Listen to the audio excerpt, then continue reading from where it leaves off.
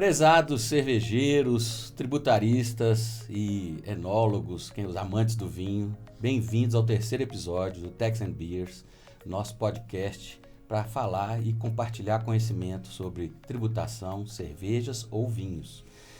Cerveja e vinho e tributário são dores da nossa vida, né? Eu falo que são certezas na nossa vida, porque a morte a gente sabe, mas a gente não precisa ficar lembrando disso. Mas hoje eu trouxe duas pessoas muito queridas, dois amigos. Normalmente eu trago aqui amigos, pessoas que eu gosto, que eu confio, que tem muito conteúdo para trazer. A Isabelle, que é uma querida amiga tributarista, foi uma das primeiras pessoas que prestou serviço para mim quando eu fui gerente na Valorec. E assim, de forma absolutamente competente. Tanto é que hoje ela está com o escritório dela, ela começou. E ela é autora do livro Tributação e Gênero, que depois nós vamos trazer aqui para vocês verem, que é referência hoje no Brasil de quem realmente estudou a fundo esse tema para mostrar como que ainda existe no Brasil diferenças no tratamento tributário por gênero, principalmente questões familiares, questões de guarda, questão de pensão, etc. Ela vai entrar em detalhes. E nós vamos falar também com Marcelo Renó, meu amigo, veterinário, mas que hoje ele cuida desses bichinhos aqui, desses cachorrinhos aqui, que são as cervejas da Faca, cervejaria artesanal. O Marcelo e o Flávio Farol, o outro amigo, gente boa, que fazem cervejas maravilhosas. Inauguraram a cervejaria, era para ter inaugurado antes da pandemia, a pandemia atrasou, né, ali no Santa Lúcia, descendo a Raja, virou à direita do primeiro posto ali, já sobe, já chega lá. E olha, a pegada deles é muito legal. Depois a gente vai falar de cada cerveja, com vários estilos diferentes. E para nós, nostálgicos aqui, né? O pessoal que já está na casa dos 40 plus, ICQ, que os meninos não sabem o que é, Orkut, Napster, né? Então, assim, antes do Spotify, né? Tinha que baixar os arquivos. O MP3 baixava os... começou nisso, né? Não, baixava os... Como é que chamava? Era... Torrents. Mas isso é antes do Torrent. O Napster é até antes. Eu não conheço não, tá? Não? Não, aí, tá vendo? Nós somos da época de Napster. O Napster... LimeWire, você lembra? Tinha LimeWire, é verdade. Até bom, eu não tava lembrando desse nome. É uma rede eu usava muito. Que pode colocar. Que pode colocar. Antes de alguém, que aí até aquele documentário do Netflix sensacional falando da história do Spotify, de alguém pegar... Peraí, se a música tá toda digital... Que é o CD. Que já foi a primeira grande... Depois do CD, já que já virou MP3. Então eu já tenho os arquivos nos computadores. Sim, mas a coisa do MP3 apareceu muito quando veio na o CD. hora que começou o CD. O CD já foi a digitalização do vinil ali, né? Da fita cassete, aquela coisa toda. E gravava num disco. E gravava uma mídia, mas era um arquivo digital aquilo ali.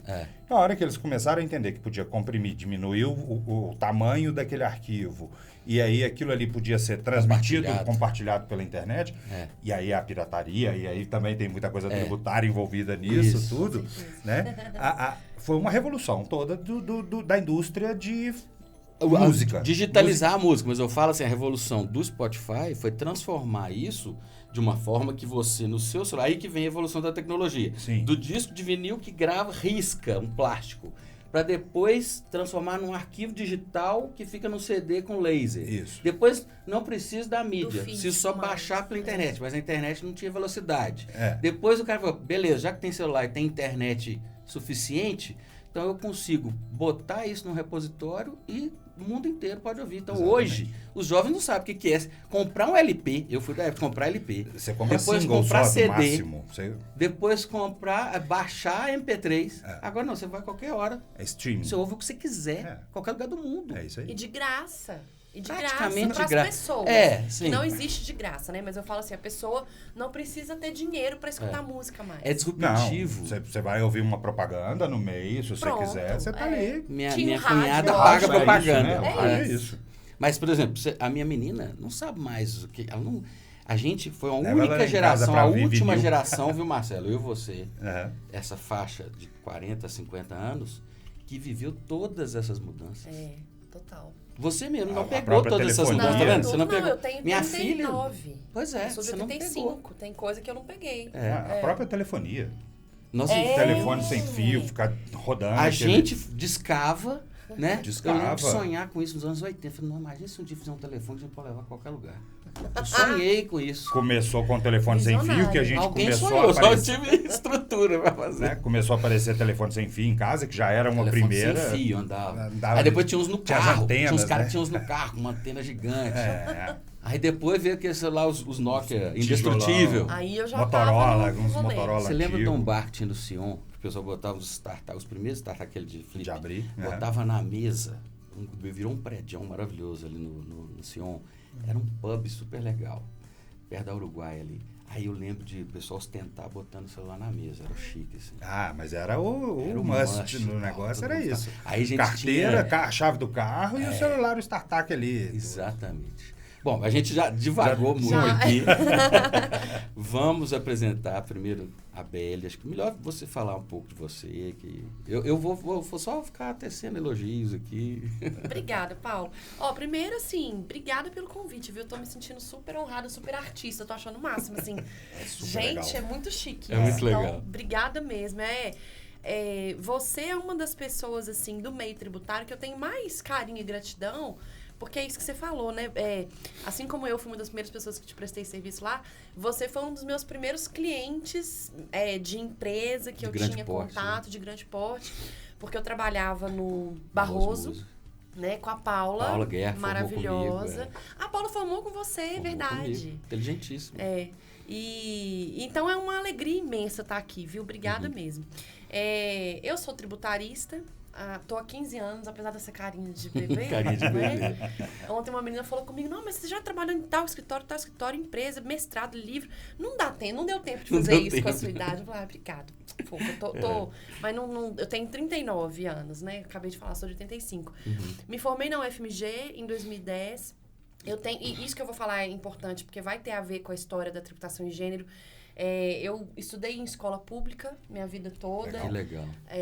Não tive condição, não tenho grana, não sou, assim, Mas tenho... valorizou ainda mais as conquistas. Total. E a importância da escola pública também no Brasil. Né? Exato, é isso. Eu não e tenho não diminuir isso, né? Não, eu não tenho aquela visão... É uma mistura de coisas. Eu tenho o meu mérito, porque eu consegui passar na Federal. Sim. No meu terceiro vestibular, eu não passei de primeira. Eu passei no meu terceiro vestibular. Mas passar na Federal para direito já é... É um absurdo. Quantas pessoas estudam escola de primeira linha e não conseguem? Eu morava em Justinópolis na época, em Neves, meus amigos... Todos, meu namorado na época falava pra todo mundo que eu tava fazendo direito na Federal. Era uma coisa de louco, um orgulho, assim, né? Um orgulho imenso. Mas ao mesmo tempo, isso não é também uma coisa romântica de falar, vai lá, todo mundo se tentar consegue, porque é força de vontade. A tal da meritocracia, que aí que né? Só estudar que você consegue. Só estudar que você consegue. Não. Eu venho de uma, né, não tinha dinheiro, mas lá em casa tinha livro.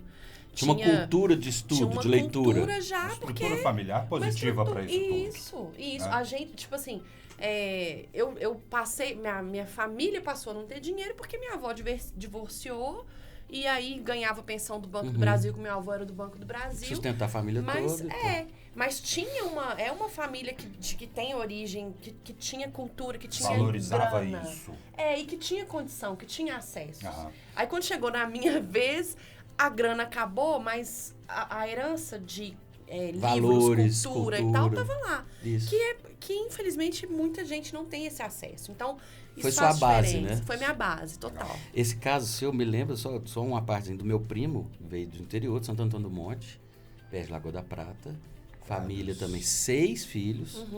O pai consertava rádio, eletricista, que ele formava com aquelas revistinhas que tinha, que você estudava. Curso, esqueci o nome, Escola Brasil de Rádio e Telecomunicações. E a mãe, costureira, minha tia querida. E eles criaram 6 filhos, todos formaram. E ele passou engenharia elétrica na Federal, na época. Demais. Que é difícil. Hoje é gerente da Ericsson, um cara super bem sucedido e tal. E aí, enfim, teve essa coisa toda de escola pública, fui pra Federal. Eu trabalho desde os 16 anos, então tenho uma experiência de vida prévia, assim, profissional, né? De ralação. De ralação. De passar raiva. Gente, eu sou da... Porque os meninos de hoje não passam raiva, né? Não. Né? Nenhuma. Os meninos... classe da geração, média, exato. Né, que tem a condição. Eu cresci, eu sou filha de vendedora de Avon, minha avó e minha mãe. Que legal. Então, eu, assim, vivia... A minha mãe era amiga das faxineiras dos prédios, porque ela batia nos prédios do Lourdes, da Savassi. Mas sabe se comunicar bem, né? Total. E aí a gente era vestia amiga ali, isso. Então, esse era o meu métier, né? Legal. Vamos dizer assim. E aí, no estágio, eu comecei com trabalhista. Meu primeiro estágio foi no trabalhista, jura? E eu gosto de trabalhista, cara. Deve ser a área mais de maior demanda do sistema judiciário. É uma área mais fácil para começar, assim, porque na época, pelo menos antes da reforma, era o reclamante pedia tudo, o reclamado negava tudo, e os juízes faziam um meio de campo ali. Meio paternalista ali. Aí depois melhorou isso. Sempre ouvi falar também que as provas da OAB, a peça mais fácil para fazer é do trabalhista também, né? Sabe o que eu acho também? Tem gente que fala, trabalhista não é direito, não é processo, não sei o quê. Eu acho que é um direito que é muito do dia a dia das pessoas. Todo mundo já trabalhou com uma carteira assinada. Então as pessoas têm mais noção, sabe? Eu acho. Participa mais, né? Entender um pouco mais direito, dever, a coisa toda que o cidadão normal, assim, vamos colocar a média do cidadão brasileiro, ele não tem noção de justiça, direito, não sabe. E aí isso é um dos objetivos, a gente falar com uma linguagem que todo mundo entenda. E a Belle, que teve a mãe que era Avon, precursor da Mary Kay. Isso aí. E aí foi trabalhar. E aí eu entrei no tributário no 8º pro 9º período, no Sacho, e aí comecei, nunca mais saí. Depois fiquei 8 anos na Barroso.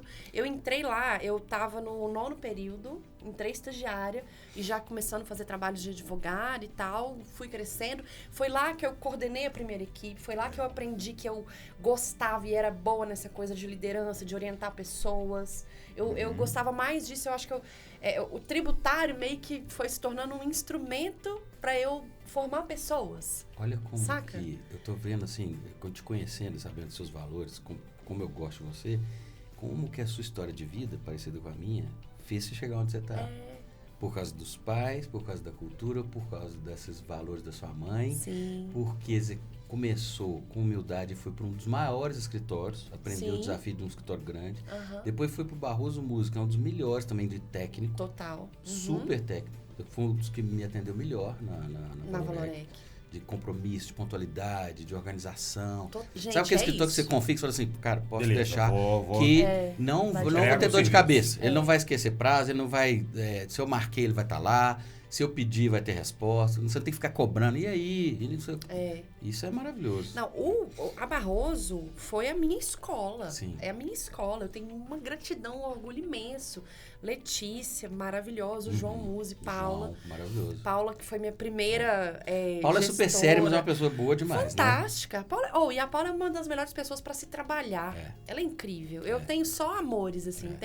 E aí eu fiquei lá uns 8 anos, e muito naquele da advocacia, bem jurídica. Batidão mesmo. Batidão e muito jurídica. E aí eu tava muito afim de conhecer jurídico interno, entender um pouco mais da gestão por dentro dos grandes negócios, Você né? fez o movimento contrário do meu. Pois é, né? Aí, e eu queria muito fazer o mestrado também, eu não conseguia, gente, encaixar com a rotina, rotina louca, a rotina né? é louca de tributário. E aí eu resolvi sair, fui pra Localiza, pro jurídico interno da Localiza. Legal. E consegui passar no mestrado. E olha que engraçado, eu fui pra PUC, eu não fiz o meu mestrado na UFMG por causa do Marciano. Porque o meu orientador Marciano na fera. PUC... A Misabel também acho que é da PUC, né? A Misabel é da UFMG. A da UFMG, Ela é da UFMG. Você tem essas duas vertentes, acho até, né? Eu sempre ouvi falar São isso escolas. também. São as escolas, E a Misabel é Milton Campos e Federal, né? Isso. Milton Campos também, verdade. E eu fui pra PUC por causa do Marciano, porque ele tinha uma visão acadêmica mais aberta a assuntos extratributários. Porque a gente tem uma questão mais holística, né? Mais tributário, aberta. Que é assim, de uma pureza da ciência do direito tributário. Então, nada que é fora tributário importa para o tributário. Isso é a doutrina clássica. E, claro que ela tem todo o seu valor, a ciência tributária foi construída em cima disso, mas o tributário não é uma coisa. O mundo não é isso, né? E tá só aproveitando o gancho. O Tax and Beers tem esse propósito da gente transformar o tributário, que é um tema essencial nas nossas vidas, participa de todas as vidas, de todo mundo que está assistindo. A gente tem que saber o que a gente paga, quanto que a gente paga, como que a gente calcula, só que cada vez mais complexo, exatamente por causa dessa questão técnica, porque você tem que transformar linguagem de direito, que tem uma linguagem já rebuscada, em números, em cálculos. E quanto mais complexo, mais as pessoas se afastam. E aí vira esse mundo fechado ali e tal. Então, aí você trouxe... E o tributário é mais fechado ainda. Dentro do direito, tem algumas áreas que são elitistas mesmo. O tributário é uma delas, o societário, Não, as na faculdade, o pessoal fala assim, tributário, nossa, eu tenho que fazer o mínimo para passar, porque eu não quero nem... E aí é muito engraçado, porque eu fiz direito porque eu era péssima em matemática. Eu também. E aí eu fui parar no tributário. Eu também. Tem que aprender, tem que aprender. Não, e aí hoje a matemática até faz sentido. Eu nem consigo fazer umas contas hoje, porque se não dá... a gente tem que saber. Fazer esses Apesar de ser cobrado, a gente ser um gênio, né, de finanças, mas a gente tem que saber fazer as contas, fazer os cálculos, planilha. A planilha pode não gostar, pode não ser o que você mais gosta, mas você tem que saber manipular bem uma planilha. Apesar de não ser da área de consultoria, de revisão fiscal, que é o batidão, você tem que saber. E a gente sabe. E aí eu fui para Localiza, foi quando eu entrei no mestrado, e eu tô pesquisando tributação e gênero desde 2016. E aí entrei no mestrado em 2018, porque eu já fui pesquisando para criar o projeto de pesquisa, entrei em 2018. E aí eu tenho uma coisa que eu tenho muito orgulho, que é a minha pesquisa é a primeira pesquisa do Brasil sobre tributação e gênero. O meu livro é o primeiro livro do Brasil. Isso que eu falei, é referência no Brasil. Isso é legal demais. E o Marciano... te apoiou. Apoiou o tempo inteiro. Não, e ele não só apoiou, como incentivou. Quando eu procurei para falar, professor, eu quero fazer um mestrado, mas eu não quero fazer dos temas... Clássicos, né? Convencionais, que você retoma ele toda hora, é uma revisão de literatura quase. Tipo isso, né? Assim, não tem... mais uma vez, tem todo o valor acadêmico, é importante, mas a questão do gênero sempre foi uma questão muito cara pra mim. Raça, e a gente tem que tratar de raça, não dá pra falar de gênero sem falar de raça, porque ninguém é só mulher, né? Ou homem, enfim. Apesar de eu não ter trazido raça de uma forma muito contundente, eu faço essa ressalva e eu quero levar a raça pro doutorado. Legal. E aí, quando eu o procurei pra falar, professor, eu quero falar de algo que seja...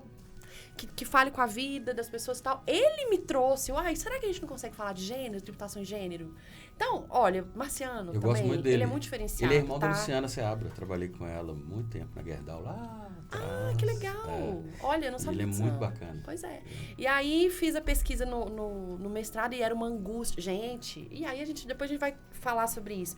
Muita gente com quem eu conversava dizia que não tinha fundamento teórico, constitucional nenhum para eu falar disso. Havia uma resistência muito grande, diferente de hoje, que já tem vários outros trabalhos depois do meu, enfim. Fiz o mestrado, passei aí fiquei na Localiza um tempo e surgiu a oportunidade de eu criar a área tributária no escritório de um grande amigo meu, que é Eduardo Braz, que ele chama no Fonseca Braz, um puta escritório também, escritório de médio porte. Claro que começou pequeno, como todos ele, Marcelo Fonseca. E eu fui para lá criar a área tributária, um escritório que já tinha ali, atendia, e um foco muito em startups, em empresas de inovação. Legal. E aí fui para lá criar a área tributária, foi uma das coisas mais incríveis que eu já fiz. Legal. Desafiador, Só que né? Desafiador pra caramba. E outra, eu a vida inteira trabalhei com empresa gigante, multinacional, lucro real e tudo. Lá eu comecei a ter contato com as menores. Presumido. Aí outros desafios, foi né? muito legal, assim. Mas não aí eu tive era um investimento de ambas as partes, então não era um salário de mercado, era coisa da gente crescer e tal. E aí a minha avó faleceu quando eu tava lá. E minha avó morrer pra mim, porque minha avó era era referência Pilar, total. E minha mãe morava com ela e o que sustentava as duas era a pensão que minha avó ganhava. Então, minha avó morreu no meio da minha dissertação. Eu queria adiar, o Marciano não deixou, graças a Deus. Ele achou que eu dava conta e foi. E aí, tipo assim, no mês seguinte, não ia ter dinheiro pra pagar a conta de luz da casa da minha mãe. Aí eu falei, velho, infelizmente eu não vou conseguir. Não dei conta de seguir com o projeto.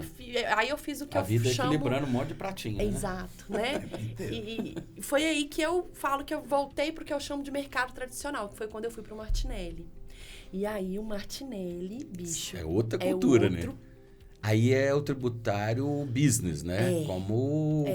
Foi lá que eu aprendi comercial. Foi lá que me deu o técnico, a minha base técnica, ela vem muito de Barroso Musi e da vida. Só que a aplicabilidade é outra história, né? Exatamente. Lá no Martinelli, eu aprendi o que está me fazendo hoje conseguir abrir o meu escritório. Se ela não tivesse tido essa experiência, eu falo porque eu tenho um pouco mais de experiência que ela, mas assim, você no tributário, você pode ir para a empresa, você vai trabalhar no como eu, gestor e tal. Tem gente que vai para compliance, para apuração, tem gente que vai para contencioso, para processo e tal, consultoria.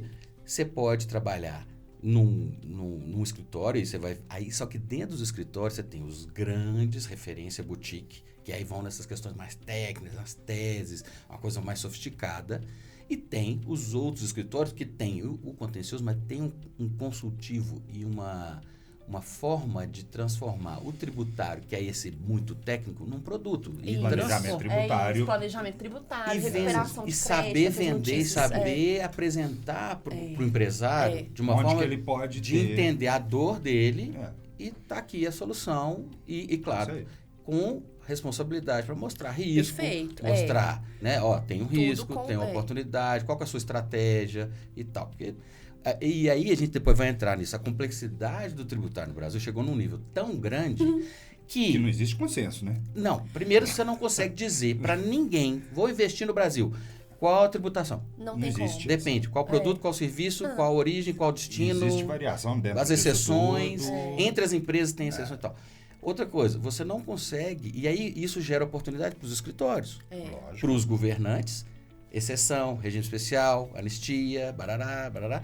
E os escritórios, pô, beleza. Se tem tanta complexidade, tem erro. Se tem erro, tem tese, tem oportunidade. Se tem oportunidade, eu vou discutir. E direito é basicamente interpretação. Então, você tem a coisa toda, você tem que estar... Peraí, existe uma vírgula aqui que vai mudar toda a interpretação. E quanto mais exceção, mais chance de ter inconstitucionalidade. Sim. É isso. Aí, só que o nosso judiciário, super lento, demora 10, 15 anos para discutir.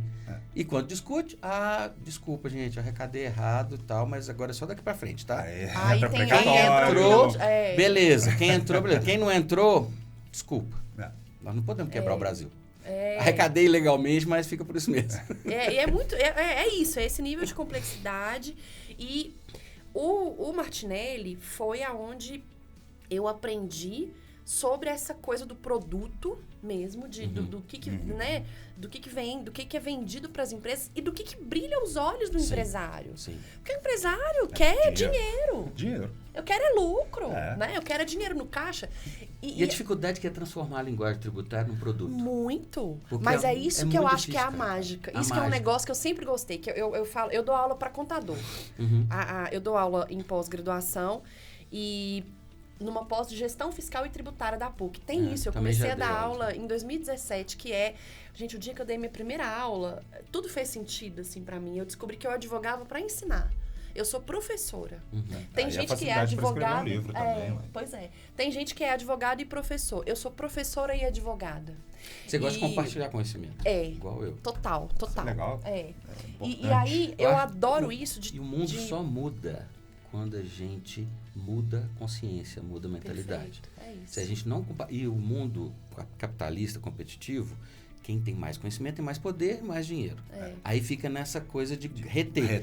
Só que a disrupção da internet é exatamente isso aqui. Não tem jeito de fazer isso. Eu posso fazer meu podcast e transformar com conhecimento. A gente está aqui repassando conhecimento para quem quiser ouvir, para quem quiser assistir. Acesso à informação, tudo no fim das contas. Você vai aprender a fazer cerveja hoje. Você não precisa fazer um curso, você pega na internet, você acha tudo. Aprende. Eu tenho um casal de amigos que faz cerveja em casa. Eles compraram os trem tudo lá. Como inclusive, nossa, Isadora e Pedro. Gente, olha, eu tô aqui no negócio, vocês vão pirar, tá? Mas toda pequena cervejaria artesanal começa assim, vai do caseiro, da panela em casa e pode evoluir ou não, pode ficar numa coisa do hobby mesmo e manter aquilo, ou vai acabar muitas vezes caminhando para ir produzir uma cervejaria, criar uma marca, uma identidade. Aproveitando, vamos, né? Pois você já concluiu para o Marcelo. Deixa ela acabar aqui, apresentar o livro. Aí, enfim, teve...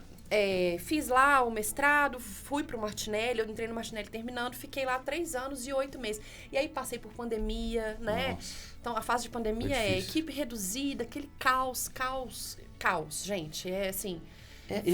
Foi caos, eu acho. No meu caso, foi muito caos porque eu tinha entrado no escritório grande. Olha a minha mudança. Saí de empresa para escritório. Indo para São Paulo para fazer esse comercial de oportunidades, grandes empresas. De repente, tranca dentro de casa. Estava tudo bem.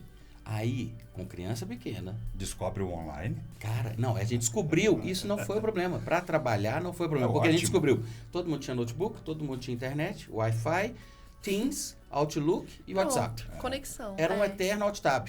Né? Conectou. O problema era que caiu a conexão, não conectou, tal. Aí barulho em casa, tal. Mas famílias com criança em casa. Aí você não tinha escola, não tinha babá, não tinha faxineira, não tinha vô e vó, não tinha parquinho. E aí, o que você faz com uma criança de 3 anos em casa? Aí aquela coisa, alguém tem que se sacrificar. No caso, minha esposa parou. E aí, olha, para cuidar de filho e cuidar de casa. Nós já vamos começar a falar de tributação de gênero aqui. Não, mas então... Quem é que... você pode ser um pai maravilhoso, mas quem é que se fudeu real? No caso, nesse rolê foram as mulheres. Sim.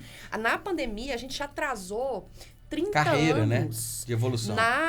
Na possível chegada de igualdade que é prevista pela ONU. Eu concordo. E, no caso, a gente chegou num acordo, porque, imagina, 2 tributaristas em casa, os 2 trabalhando no escritório de ponta, Coimbra e Jabur, e numa demanda absurda, porque na época... Quem é a sua esposa? A Rejane, que era do Jabur Brandão Alquimim. Que legal, eu não sabia. Eu sei quem é ela, eu não sabia que vocês... Que legal. Aí, o que aconteceu? Imagina, na época tinha um negócio de tese do princípio do príncipe, que, já que veio eu posso pedir mandado de segurança, liminar, para não ser tributado por um fato extraordinário, um fato inesperado.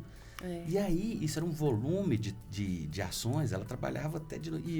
Aí eu tenho que fazer reunião online, cuidar de criança, cuidar da casa, tinha que arrumar, tem que fazer faxina, tem que fazer comida, tem que não sei o quê. Não pode pisar na rua, porque o vírus está no ar. Se você pisar, você já... Era crítico, né? Era uma loucura. Né? Aí, depois de um mês, a gente começou a encontrar aí todo mundo isolado, encontrar com meus pais, a gente só ia para casa dos meus pais, tal, depois de mudar para ter espaço para a menina brincar e tal. Mas assim, a gente viu conclusões. Primeiro, uma pandemia que não existia há muito tempo apareceu por um pouco de responsabilidade de não travar o negócio lá e deixou de disseminar. Segundo, pode acontecer de novo. Total. A gente aprendeu. Graças a Deus, essa não foi tão mortal, mas morreu muita gente. Não era uma gripezinha. Né? Eu fiquei internado 1 semana no Life Center, com corticoide, anticoagulante e oxigênio. Eu sabia que você tinha ficado. Eu também não sabia, não. Fiquei eu, felizmente, passei ileso. Aí, eu também. Não peguei, não peguei Covid. Eu peguei por falta de juízo. Sabe aquela barca que achou assim, agora tá tranquilo, 2021. Aí deu a saidinha, aí que você se expôs e tal. Mas a questão das mulheres, que eu acho muito importante ter tocado, é que muitas mulheres se sacrificaram. Minha esposa fala, e ela sacrificou a carreira, porque ela estava no escritório de ponta, já estavam 5 anos, já tinha feito pós-graduação e tal. E ela se sacrificou porque não dava os 2. A gente precisava cuidar da filha. E eu já tinha mais experiência, mais senioridade, tinha uma renda que garantia a casa. Esse e aí, é o ponto. Foi um sacrifício que ela fez. E aí vem toda a questão da gente, diferença. isso é prático e é teórico também. A gente tem dados que comprovam. A renda da mulher ainda é, no geral, secundária. E num momento de necessidade... Eu sou um avesso disso, mas... Eu também. Não, eu falo que lá em casa, graças a Deus, eu não vivo a grande dificuldade que a maioria das mulheres vive de não ter um cara funcional dentro de casa que faz as coisas. Que é a maioria, enfim, né? Mas é comprovado que a renda das mulheres ainda é geral e as mulheres, historicamente, são as mais prejudicadas em momentos de crise. Porque quem é que abre mão da carreira, do trabalho para cuidar de uma da mãe, família, do pai doente, do filho? Essa é uma das principais razões da desigualdade de gênero que ainda existe. Nós vamos entrar com força a gente vai nisso, falar disso. Porque é muito importante, até porque eu morei no Nordeste agora, 1 ano e meio. Pronto. É uma experiência... Uma realidade completamente... Eu vou contar, assim, chega a ser inacreditável algumas coisas, mas... Marcelão, conta um pouquinho de você, sua história, sua carreira. igual vocês já comentaram inicialmente, né? Marcelo Renó, sou um dos sócios cervejeiros da Faca, cervejaria. Isso é o atual, né? Aí a gente tem toda uma história aí para trás, né? Que eu comecei a minha formação acadêmica veterinária. Ontem mesmo eu estava conversando com o meu menino, que apesar da veterinária não parecer ter muita coisa a ver, tem muito aprendizado da veterinária que eu trago até para a coisa da cervejaria. A questão toda de higiene, sanitário, isso tudo é importante. Produção de alimento de origem animal vem toda pela veterinária, né? Então, a origem da veterinária é muito isso, é saúde humana. Que legal. Mas aí, né, fui cursar veterinária, fui trabalhar dentro da área. Você tem várias áreas dentro da veterinária. Comecei trabalhando na parte comercial, trabalhando numa distribuidora de produto veterinário. Especialmente eu era o veterinário responsável da distribuidora em Belo Horizonte de um fabricante de alimento para cão. E aí a gente tinha cão e gato, né? Eu fazia muito contato com o cliente, com o veterinário, né? Treinamento de equipe, essa parte toda. Parte técnica, era um produto muito técnico e tudo, né? Então você sabia de gestão de pessoas, gestão de negócio e de lidar com cliente, cerveja comercial. É um processo físico-químico de transformação da levedura, que é um fungo, transformar açúcar do malte em gás carbônico. Isso eu já tinha noção dentro da escola, na formação, que é microbiologia. Eu sei, mas eu falo assim, tem gente que não sabe que cerveja é um processo super controlado físico-químico de produção. Super, você tem controle de insumo, de pH, de qualidade, pH, de tudo. Do processo fermentativo em si. Por isso que advogado, eu sou sommelier, eu gosto de beber, degustar, avaliar, agora fazer, não tem paciência nenhuma. É trabalhoso. Tem muita gente que faz a primeira e desiste. Eu seria essa pessoa. Eu fiz o curso, não, beleza, não quero fazer. Fiz hoje. Quanto tempo mesmo para beber? Daqui a 28, 30 dias? Vou preferir comprar. Né? Tem muita gente. Isso é história de muita gente dentro 90%. Da turma que faz curso de produção caseira e tudo. Mas aí, dentro dessa história, como é que eu entro na coisa da cerveja? Um marido de uma prima que gosta muito dessa coisa de artesanal, de pôr a mão na massa, pensou em mexer com padaria, fazer pão e tudo. Ele falou, cara, vou fazer um curso de cerveja caseira, vou produzir cerveja caseira. Nós gravamos, ele trabalhava em televisão na época, e aí ele falou, fizemos uma matéria com um cara que dá aula, então, foi fazer. Ele e a minha prima, mulher dele, tudo, e falaram, pô, legal. E eu tentei fazer na mesma turma com eles, só que já tinha esgotado as vagas. Fui fazer um mês depois, na turma do mês seguinte. Isso era o boom da coisa do curso de cerveja caseira, 2013, por ali. Tava bombando. 13, 14. Bom, aí fiz o curso e falei, putz, grila, é isso que eu quero fazer aqui. Eu quero fazer cerveja em casa. Tá apaixonou, doido. Como várias pessoas. Eu não era uma pessoa que gostava muito de beber cerveja. Sério? Não era. Na minha, né? Vamos colocar na hora que a gente começa a beber, não pode falar muito com que idade que a gente começa a beber, né? 14, 15 anos. Eu comecei tarde, tá, gente? Eu na faculdade eu não Gabriel, bebia, meu filho, tá? você não viu não papai falar isso, tá? Eu pegava sobra de copo da minha família no Natal, velho. Os copinhos que eles deixavam de cidra, cerezé. Tem um Natal que eu lá assim, uns 13 anos. A gente é muito rebelde, né? Anos 80, né? Mas aí a gente, né, com essa coisa de querer fazer e tudo, né, a gente começa...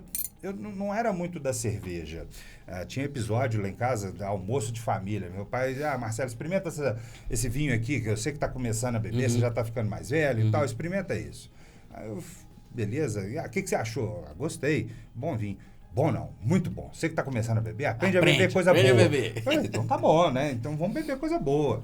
E aí caí, gostava. Claro que bebia cerveja, você vai em churrasco de turma, você tem cerveja e tudo. Mas não era uma coisa que me chamava muita atenção. E aí gostava de beber um vinho, gostava de beber um uísque, foram coisas que me pegaram. Nunca fui muito de vodka, nunca fui muito de outros destilados, nem na cachaça e tudo, mas sempre gostei do uísque, do vinho. E a cerveja ficava num segundo plano ali. Aí, começou a aparecer as cervejas importadas, né? Que a gente até comentou aqui antes da gente começar a gravar. começou a aparecer mais cerveja importada e todo mundo acaba começando com uma Erdinger, que é uma cerveja de trigo. Foi a que primeira. Foi a entrada. Aquele copão. Tem todo um ritual daquilo pão ali. líquido, aquele ritual. Aquela cerveja de trigo, né? Que eu acho que é a grande porta de... House Meeting, que era um restaurante super legal aqui em BH, né? Lembrei daquela cervejaria Viena, que era o Café Viena. Que era o suposto a maior carta, mas que nunca tinha as coisas.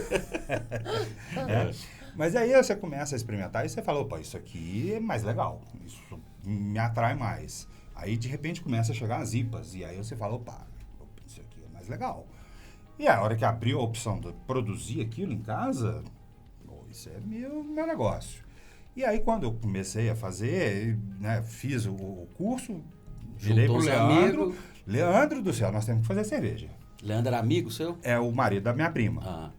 Né? Aí temos que fazer. Vamos comprar equipamento? Vamos. Então tá. Começamos a comprar. E eu caí de cabeça no negócio de bolar receita, de pensar coisas diferentes. Você virou cervejeiro. Virei. Eu caminhei desde o começo nessa história do caseiro ali, de estudar um pouco mais, de entrar na serva, que é a Associação de Cervejeiros Caseiros, né? E tentar fazer coisas diferentes. Eu gostava de trazer aspectos diferentes. Então, por exemplo, teve uma cerveja que a gente fez, a segunda cerveja que a gente fez no caseiro, a primeira era aquela Pale Ale básica que todo mundo aprendeu no curso. É a primeira que todo mundo faz. É a primeira que todo mundo faz. Isso é um detalhe. Ninguém faz de cara uma lager, aquela comum que a gente bebe. Aquela é a mais difícil de fazer. Ela é chata, enjoada de fazer. De fazer com qualidade. Ela é mais trabalhosa, ela precisa de equipamentos um pouco mais... Cerveja artesanal, você não tem tanto equipamento, tanta tecnologia. Então, as mais fáceis são com malte as ales e com mais lúpulo. Qualquer defeito, qualquer coisa, você consegue esconder mais mascarado. Entendi. Uma lager cristalina, uma Pilsen, é muito difícil fazer ela dourada, na lupulagem perfeita. No caseiro, não filtrando, essa coisa toda são desafios para o processo, né? Bom, aí a segunda cerveja que eu já fiz já era uma cerveja com uma pegada diferente. A gente já estava indo para fazer uma cerveja com limão siciliano, uma American Wheat Ale, que era uma coisa já fora do convencional, né? Já estava indo atrás disso, de coisas um pouquinho mais diferentes. E a terceira, quarta receita já foi uma cerveja que virou uma cerveja de linha daquela cervejaria lá na frente, que era uma cerveja com cardamomo, que é uma especiaria super legal. Eu lembro fez que muito sucesso, né? A Bollywood. Da Trinca. Bollywood. E aí, eu quero uma coisa de uma referência que eu tinha, que minha mãe gosta muito de cozinhar e tudo, e sempre tinha um frango com cardamomo. Então eu falei, isso aqui numa cerveja dá um aroma. Uma especiaria diferente. Uma especiaria diferente. Não, deve ser bom demais. Acho que tá até para sair um lote novo. Eles me comentaram comigo que eles iam fazer. A Trinca ainda existe. A Trinca ainda existe. Você saiu da Trinca, vai continuar. E aí, Leandro, nessa história da gente estar ali... Quem que eram os três? Os três, pois é. Era eu, a Luísa Renó, minha prima, e o Leandro. Tá. Leandro Essa Neves. era a Trinca. Era a Trinca. Desse do caseiro, um belo dia, vamos começar... Muita gente pede, né? Faz uma cerveja pro meu aniversário. Faz isso, faz aquilo. Começa assim, você aprende, os amigos começam a pedir, beleza, vou virar negócio. E vai virar... Peraí, isso é uma oportunidade. Vamos fazer? Vamos fazer. Você começa como cigano, você vai produzindo em terceirizados, né, em fábricas de outras pessoas que têm uma capacidade ociosa ali. Isso que eu ia falar, Beli não sabe o que é cigano. Cigano é contratar uma cervejaria, uma fábrica para industrializar por encomenda. Isso. Você leva a sua receita. Fala assim, eu tenho uma receita de cerveja, cara, você produz para mim 2.000 litros? Produz. Aí você vai lá, monitora, compra os insumos, papai, ele te entrega a cerveja pronta. E essa fábrica é uma indústriazinha. É uma indústria que só produz para terceiro normalmente, ou produz a dela também. Normalmente tem a deles e eles acabam, a parte ociosa que eles têm, eles acabam terceirizando. Tô curiosa, posso perguntar? Pode, claro. Quando você estava na Trinca, nessa fase aí de que você queria comprar a fábrica e tal... Só uma parte, vou abrir uma cerveja. Vamos. Já começar? pode, né? Já deu. Sexta-feira ainda e tal. Sexta-feira.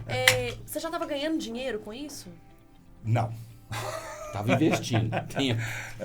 Porque é isso, eu quero saber também dessa parte prática. Praticamente falando, a gente não ganhava.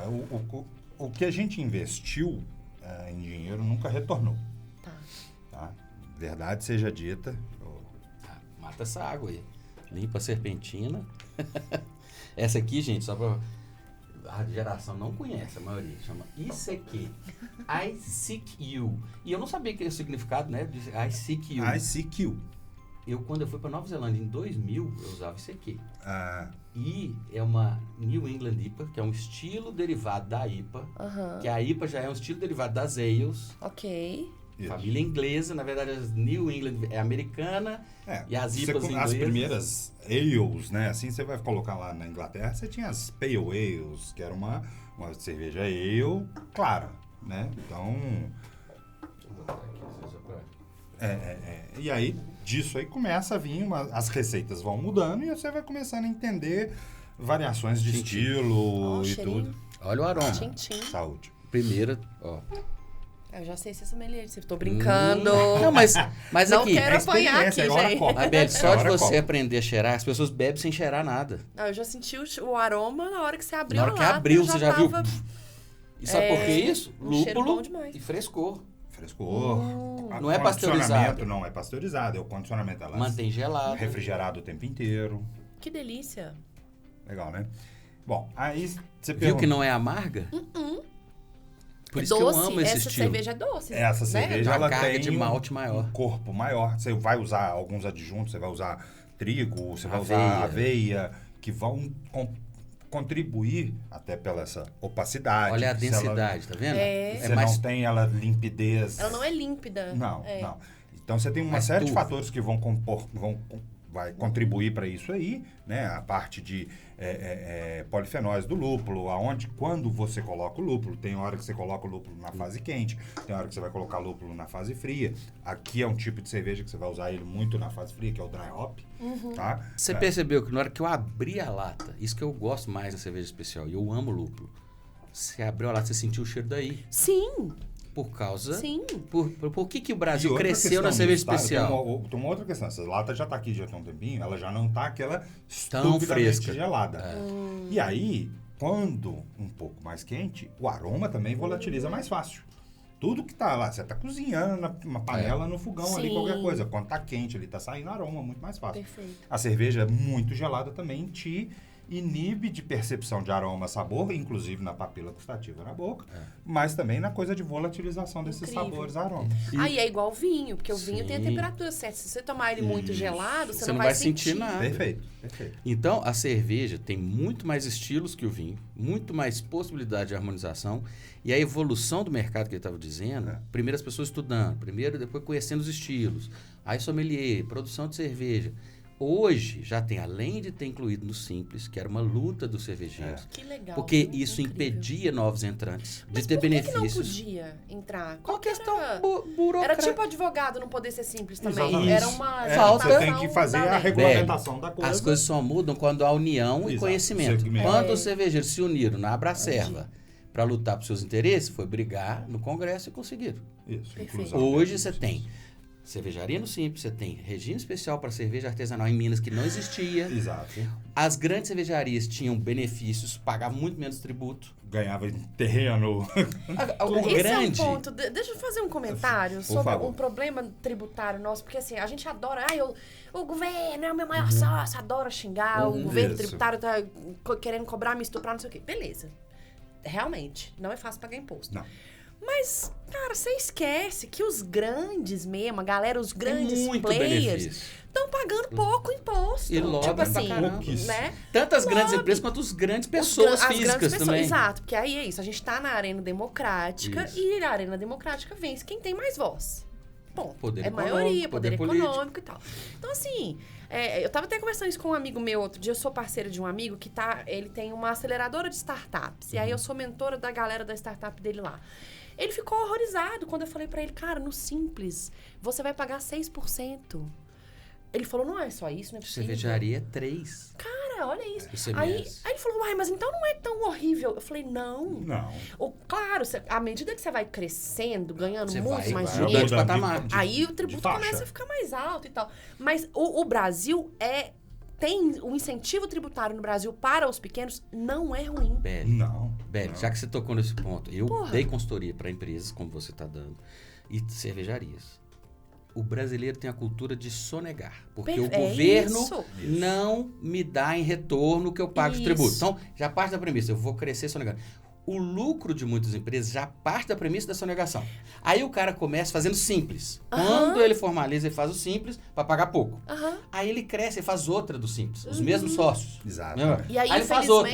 Aí vem o fisco, pá, dá uma catracada nele. A culpa é do fisco. Aí ele vira... Aí a culpa é do fisco, é horrível. Tará. Não é ele que aceitou a regra do jogo, não. É isso, velho. Aí ele vai pro presumido. Você não tá... A regra do jogo não é Não, mas aí o cara vai pro presumido. Olha só esse caso. Uhum. O cara vai pro presumido. Aí ele faz uma do presumido, que ele não quer ir pro real. Aí vem o fisco de novo. Aí o cara vira pra você, consultor tributário, dele e fala assim, cara, mas isso é um absurdo, esse fisco não me dá nada. Me cara, quebrou. Eu sou empresário, tô gerando emprego. Na verdade, o cara às vezes não tá nem gerando tanto emprego. Mas eu tô gerando emprego e tal. Qual que é a solução? Porque se eu tiver que pagar esse tudo de tributo, a minha margem vai ficar muito pequena. Olha, querido. Então existe uma lei que você tem que fazer seu plano de negócio contando com a tributação. Paulo, não é eu quero ganhando te dar dinheiro abraço. sem tributação. Eu falo muito isso, gente. É o que eu penso, isso. assim. Eu quero uma tributação justa, eu acho que a gente tem que fazer reforma para ter uma tributação clara, justa e isonômica, com alíquotas claras, com não cumulatividade. Agora, você... Benefício tanto que se o Brasil, contribui hoje... Cara, tem tanta exceção. É loucura. Cara, uma cervejaria em Belo Horizonte paga uma tributação, em Fortaleza outra, em São Paulo outra, não sei o que. Isso tudo contribui para uma ineficiência geral. Total. Perfeito. Uma ineficiência geral que aumenta um custo gigante para você fazer planejamento, para você e para pensar... apurar isso tudo, para dar consultoria. Porque aqui eu tenho isso aqui, eu tenho essa seção, eu tenho... Exatamente. Trabalhar é aquela história, isso a gente tudo. não fica sem trabalho. Não, tributarista não morre de não, fome. Não morre de fome. E olha, Mas a melhor estressa. hora Vai pra... morrer de fome se você não tiver Exato. empresa saudável Perfeito. que aguenta pagar Pronto, as coisas. é Não, isso. ou você pode morrer de estresse também. De infarto, de Burnout. Eu tive burnoutinho. Um monte eu de tenho gente... meu burnoutinho que eu cuidei Dele, dele com muito todo mundo tem carinho. sua Beli, pequena meu dose amigo, das assim, coisas. e o pior, as pessoas não estão dizendo. É. Porque aí vem setembro amarelo, nós estamos em setembro, Perfeito. mas a cobrança é saiba tudo, leia tudo, acompanhe tudo, monitore tudo, resuma tudo em inglês. Isso é premissa. E seja precavido com as coisas. Não, aí né? você tem que saber parametrizar Antecipar os sistema, porque é problemas. tudo eletrônico. Não, O Brasil é o mais eletrônico. tudo. Se você passou o dia inteiro trabalhando no dia que aprovou a reforma, mas você não conseguiu acompanhar ao vivo, porque você estava Seu trabalhando. cliente no dia seguinte já tá te ligando. Cadê? Você vai E ter o que virar à resumo? noite. Cadê o resumo? Você vai ter que virar à Não, noite. e o resumo é o seguinte, pergunta para todo tributarista que estiver assistindo. A gente acompanha. Tem vários grupos hoje do WhatsApp, você fica tentando acompanhar. Aí você tá acompanhando, tá lendo, Chega no dia, de repente o Lira fala assim, vou votar hoje. Ninguém tava esperando votar, resolve votar hoje. Coloca na pauta na hora. Não, ali. e bota na pauta aos 49 segundos do tempo um texto que ninguém viu. É muito Você complexo. só descobre no dia seguinte. Então, assim, tudo aquilo que você mudança. estudou... Não teve discussão prévia. Não, teve, sim. Teve as comissões. Aí ela foi numa comissão Eu lá. fui Isso num é grupo tudo de muito trabalho. debaixo do Mas pano ali, né? eu não sei se tá num teatro, mas não é um muito teatro. restrito. Tipo assim, as pessoas que estão lá nos grupos de trabalho participando, tem discussão? Tem. Mas é uma micro galera. Da representação do Brasil, né? Isso. Não, e quanto disso que foi discutido vai ser levado aos deputados que vão realmente votar. Gente, Fica no olha, Qual foi o grupinho ali. interesse desse deputado? os deputados não estão nos grupos de trabalho. Os grupos de trabalho estão lá para discussão, o negócio fica gravado e aí eles falam, manda um resumo pra gente. Acadêmico. Então eles não vão. É um ou outro. O Rauli tá em todos, lógico. Ele é o né? capitão. É, mas eles não assistem. Uhum. Os Assim, outros deputados, né? véi. O cara vai tomar café, vai ligar pro assessor. E não tá... Gente, são quantos deputados? 513? Sei lá. Geralmente tem dois. Agora Na que eu fui... Hopster, tinha tá, um. gente? Que era... Hopster. no Napster. No Que Napster. a Belly não pegou. De baixar... É rápido. Que foi- Napster eu não conheço, não. Baixar torrent pro MP3. Agora, Torrent eu já sabe. Não, mas isso é pré-torrent. Pré-torrent, até. é. Pré-torrent. O Você Napster- tinha... A tinha a premissa base do dele, Napster... né? Não, a premissa do Napster era você pegar um arquivo que ele estava no computador da Bell. E Da compartilhar. Bell, desculpa. E ele fazia a ponte para o outro cara que queria aquele arquivo também. Aquela música, cada um contribuía. E aí você começava a fazer essa ponte. Ele não tinha o arquivo que ele distribuía. Eram as pessoas que compartilhavam entre si. Ele era a Isso aí tá ponte parecendo disso. o Bitcoin. Não é. Tem uma pegada nisso. Compartilhamento de arquivo de música, em vez de ser de dinheiro digital, né? Porque o Bitcoin é isso. Se minha galera eu participo do grupo de estudos de tributação do ambiente digital. Eu tô com medo que se eles escutarem isso que eu falei, deve estar muito errado. Essa já é West Coast IPA. Mas eu tô curiosa pra... Vamos lá. História da fábrica. Como que aparece a faca na história, né? Quando a gente saiu lá da outra cervejaria que a gente, né, tentou comprar, não deu certo, eu propus para os sócios para a gente montar um brewpub, uma fábrica, né, e um bar associado. Corri atrás de lugar, equipamento, proposta e tudo.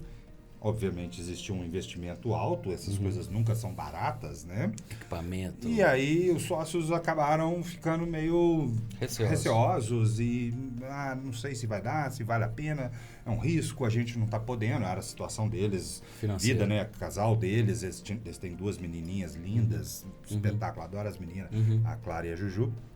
E aí eu falei, então já que não vamos prosseguir aqui, eu vou sair da cervejaria, porque eu quero ir para esse mercado, eu quero voltar a ter uma cerveja, eu quero ter uma cervejaria, eu quero ter esse modelo, que eu acho que é o modelo mais viável, porque você produz aqui e vende aqui, do lado, na porta do lado você está vendendo. E tributariamente é melhor. E aí veio uma questão... As pessoas não sabem, a maioria das estratégias de negócio tem um tributário por trás. Tem tributário. Só que ninguém fala. É importante. Até porque... Uber tem tributário pra caramba. Até porque você não pode também ficar Spotify falando, senão tem você perde o tributário. propósito negocial, né? Exato. Mas gerar dinheiro, gerar receita. Mas gerar é por isso lucro. que eu falo, as pessoas têm desconhecimento total. Acha que o cara é criativo e inovador. Mas tem um tributário lá atrás. Tem. É muito melhor você concentrar as etapas da produção. E aí, nisso, um belo dia, até foi no primeiro dia que o bar da Tarim funcionou, da fábrica, eu encontrei com o Flávio, que é o Farol, que é o meu sócio lá na faca. E o Flávio é um cara que É um empreendedor. sempre é um cara que tem uma visão de empreendedorismo muito legal. Diferente, né? Bem mais ácida. E ele Azeda. Mais azedinha. ela tem um azedinho, ela tem um abacaxi muito legal. Depois tenta perceber que eu gosto o lúpulo que usa, e ela tem um amargor um pouquinho mais alto que o lúpulo que é usado nela. Ela é mais amarga do que a primeira. Mais amarga, mas é porque é um lúpulo muito potente. Mas ele vai ter esse perfil de abacaxi muito legal. Até a acidez vem nesse sentido também. Já esquentou um pouco. Já esquentou, já passou um pouquinho da temperatura ideal, mas né, a gente ainda está aqui aproveitando isso aí. Mas aí encontrei com o Flávio lá e falei que eu tinha saído da trinca e tudo. E aí ele falou, vamos lá conhecer meu projeto. Eu estou montando um brewpub. Aí eu falei, que legal, tudo. E eu conheci os dois. Ele já tinha sido trinca, Bollywood, eu não gostava. Isso. E o Flávio começou panelinha, fazendo todo mundo que faz cervejeiro cerveja caseiro de mão cheia. Cerveja assim, sensacional. É absurdo. gente que tem condição de estudar, pesquisar, errar, fazer, errar, e vai testando com os amigos no grupo nosso de WhatsApp, que é de pessoas que gostam de cerveja especial, que sabem julgar. Não é grupo de qualquer... Porque tem gente que não vai nem saber avaliar. Lá no grupo ele começou a testar. Aí a galera validar receitas. Aí o cara vai testando. É quase um mastermind de cerveja. Isso, Quase, uma mentoria. quase. Só que ele foi fazendo com os amigos, com as pessoas. Aí quando chegou num nível que ele conheceu o Marcelo, vamos fazer junto? Vamos. O Flávio, investidor, montou um negócio e a cerveja E aí o projeto já estava pronto. Arquitetônico, que né, a construção do prédio foi pensado para a cervejaria. Né? É maravilhoso lá. É muito legal. A vista. Aonde que é? Santa Santa Lúcia. Lúcia. Tá. Desceu a Cosmos Raja, 200. do vindo do BH Shopping, primeiro posto ali à direita, você sobe ali. E aí ele estava com o projeto pronto e tudo. E assim, quando ele me falou na primeira, assim, onde que era, eu falei... Será? Porque aquilo ali não é um ponto de ter muita gente passando a pé e tudo. E você imagina uma coisa dessa, um lugar que você tem muita gente. Vila da Savassi Serra. é um ponto, Vila da Serra, sempre um ponto que eu preciso de gente consumindo isso, né? Um projeto audacioso, né? Tem uma robustez, aquilo ali tudo. E aí eu falei, mas vamos lá conhecer. Na hora que eu cheguei lá, vi o prédio, né? Tava em obra ainda, a última laje já tinha recém-batido, já ficou score ainda e tudo. Na hora que ele abre lá, de repente, um portão que dá numa praça. Aí maravilhoso. eu falei, Esse era a festa de um ano. Isso aqui é o grande lance desse lugar. Pracinha com churrasco, com espaço kids, com show de rock. E é um lugar agradabilíssimo, assim. É muito legal. Eu falei, opa, isso aqui me vendeu, né? E assim, obviamente, naquela hora ele ainda não tinha proposto da gente fazer a coisa junto e tudo. Conversamos muito. Seduziu. E aí ele virou e falou, vamos fazer junto? Eu falei, cara, vamos conversar, me interessa. Que era o que eu queria. Eu já tinha saído da outra cervejaria. Eu estava, né, à procura de entrar nesse mercado de novo, de alguma forma. Fosse sozinho, fosse com alguém e tudo. E aí foi assim, a fome com a vontade de comer. Bora, vamos encarar. E aí foi aquela parte o projeto estava muito pronto, eu dei alguns ajustes, pitacos de alguma coisa que eu já tinha vivenciado produzindo cerveja. O Flávio ainda não tinha tido uma experiência de tocar uma cervejaria. Ele tinha produzido Cigano, de alguma forma, com a marca que a faca já existia, ele já existia. Então eu entrei fazendo ajustes, algumas coisinhas, ideias, pitacos, mas a coisa já estava toda encaminhada.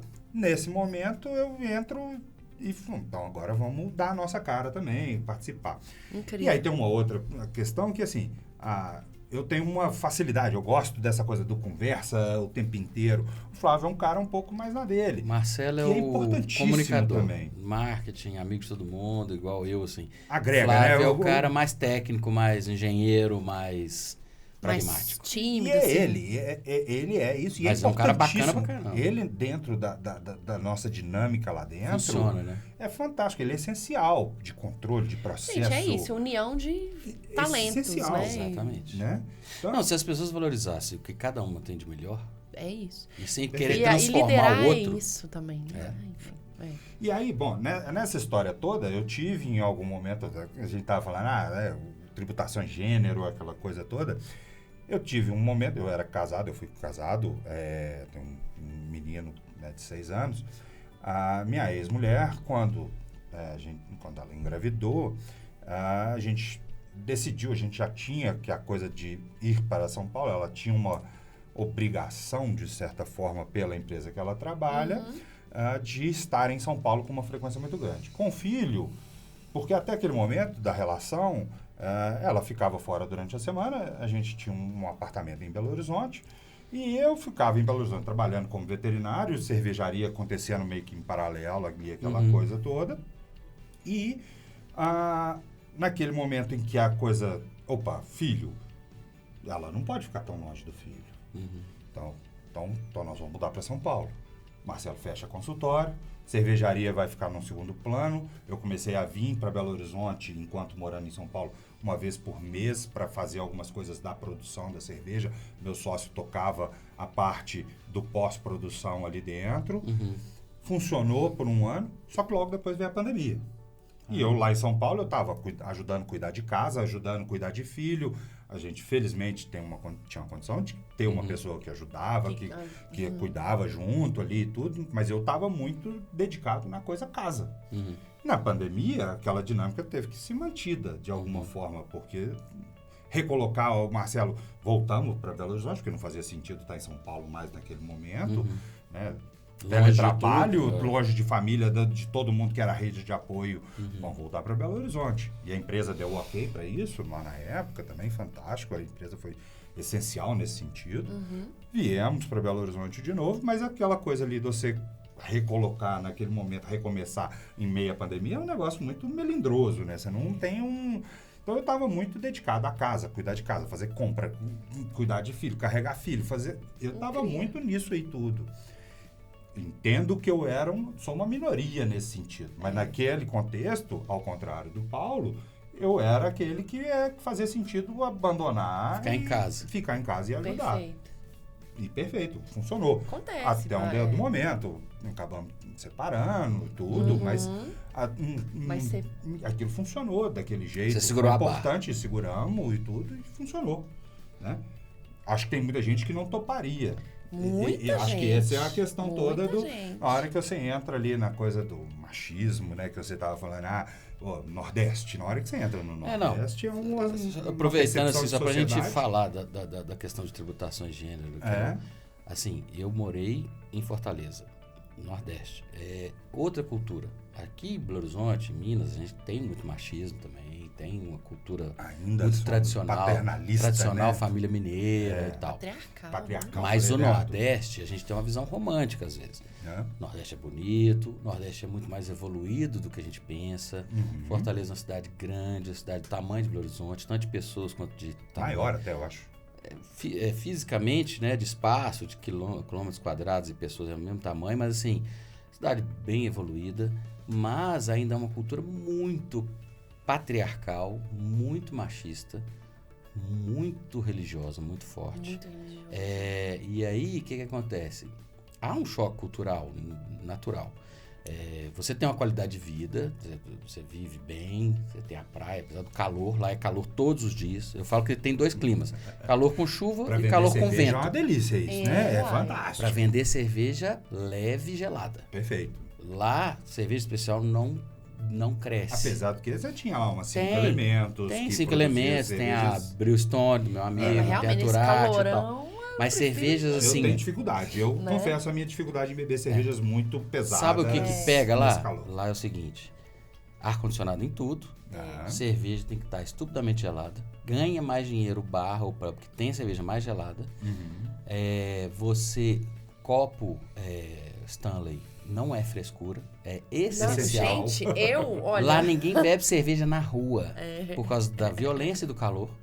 Eu sentia falta desse boteco nosso na calçada. De mesa na calçada ali, né? Por quê?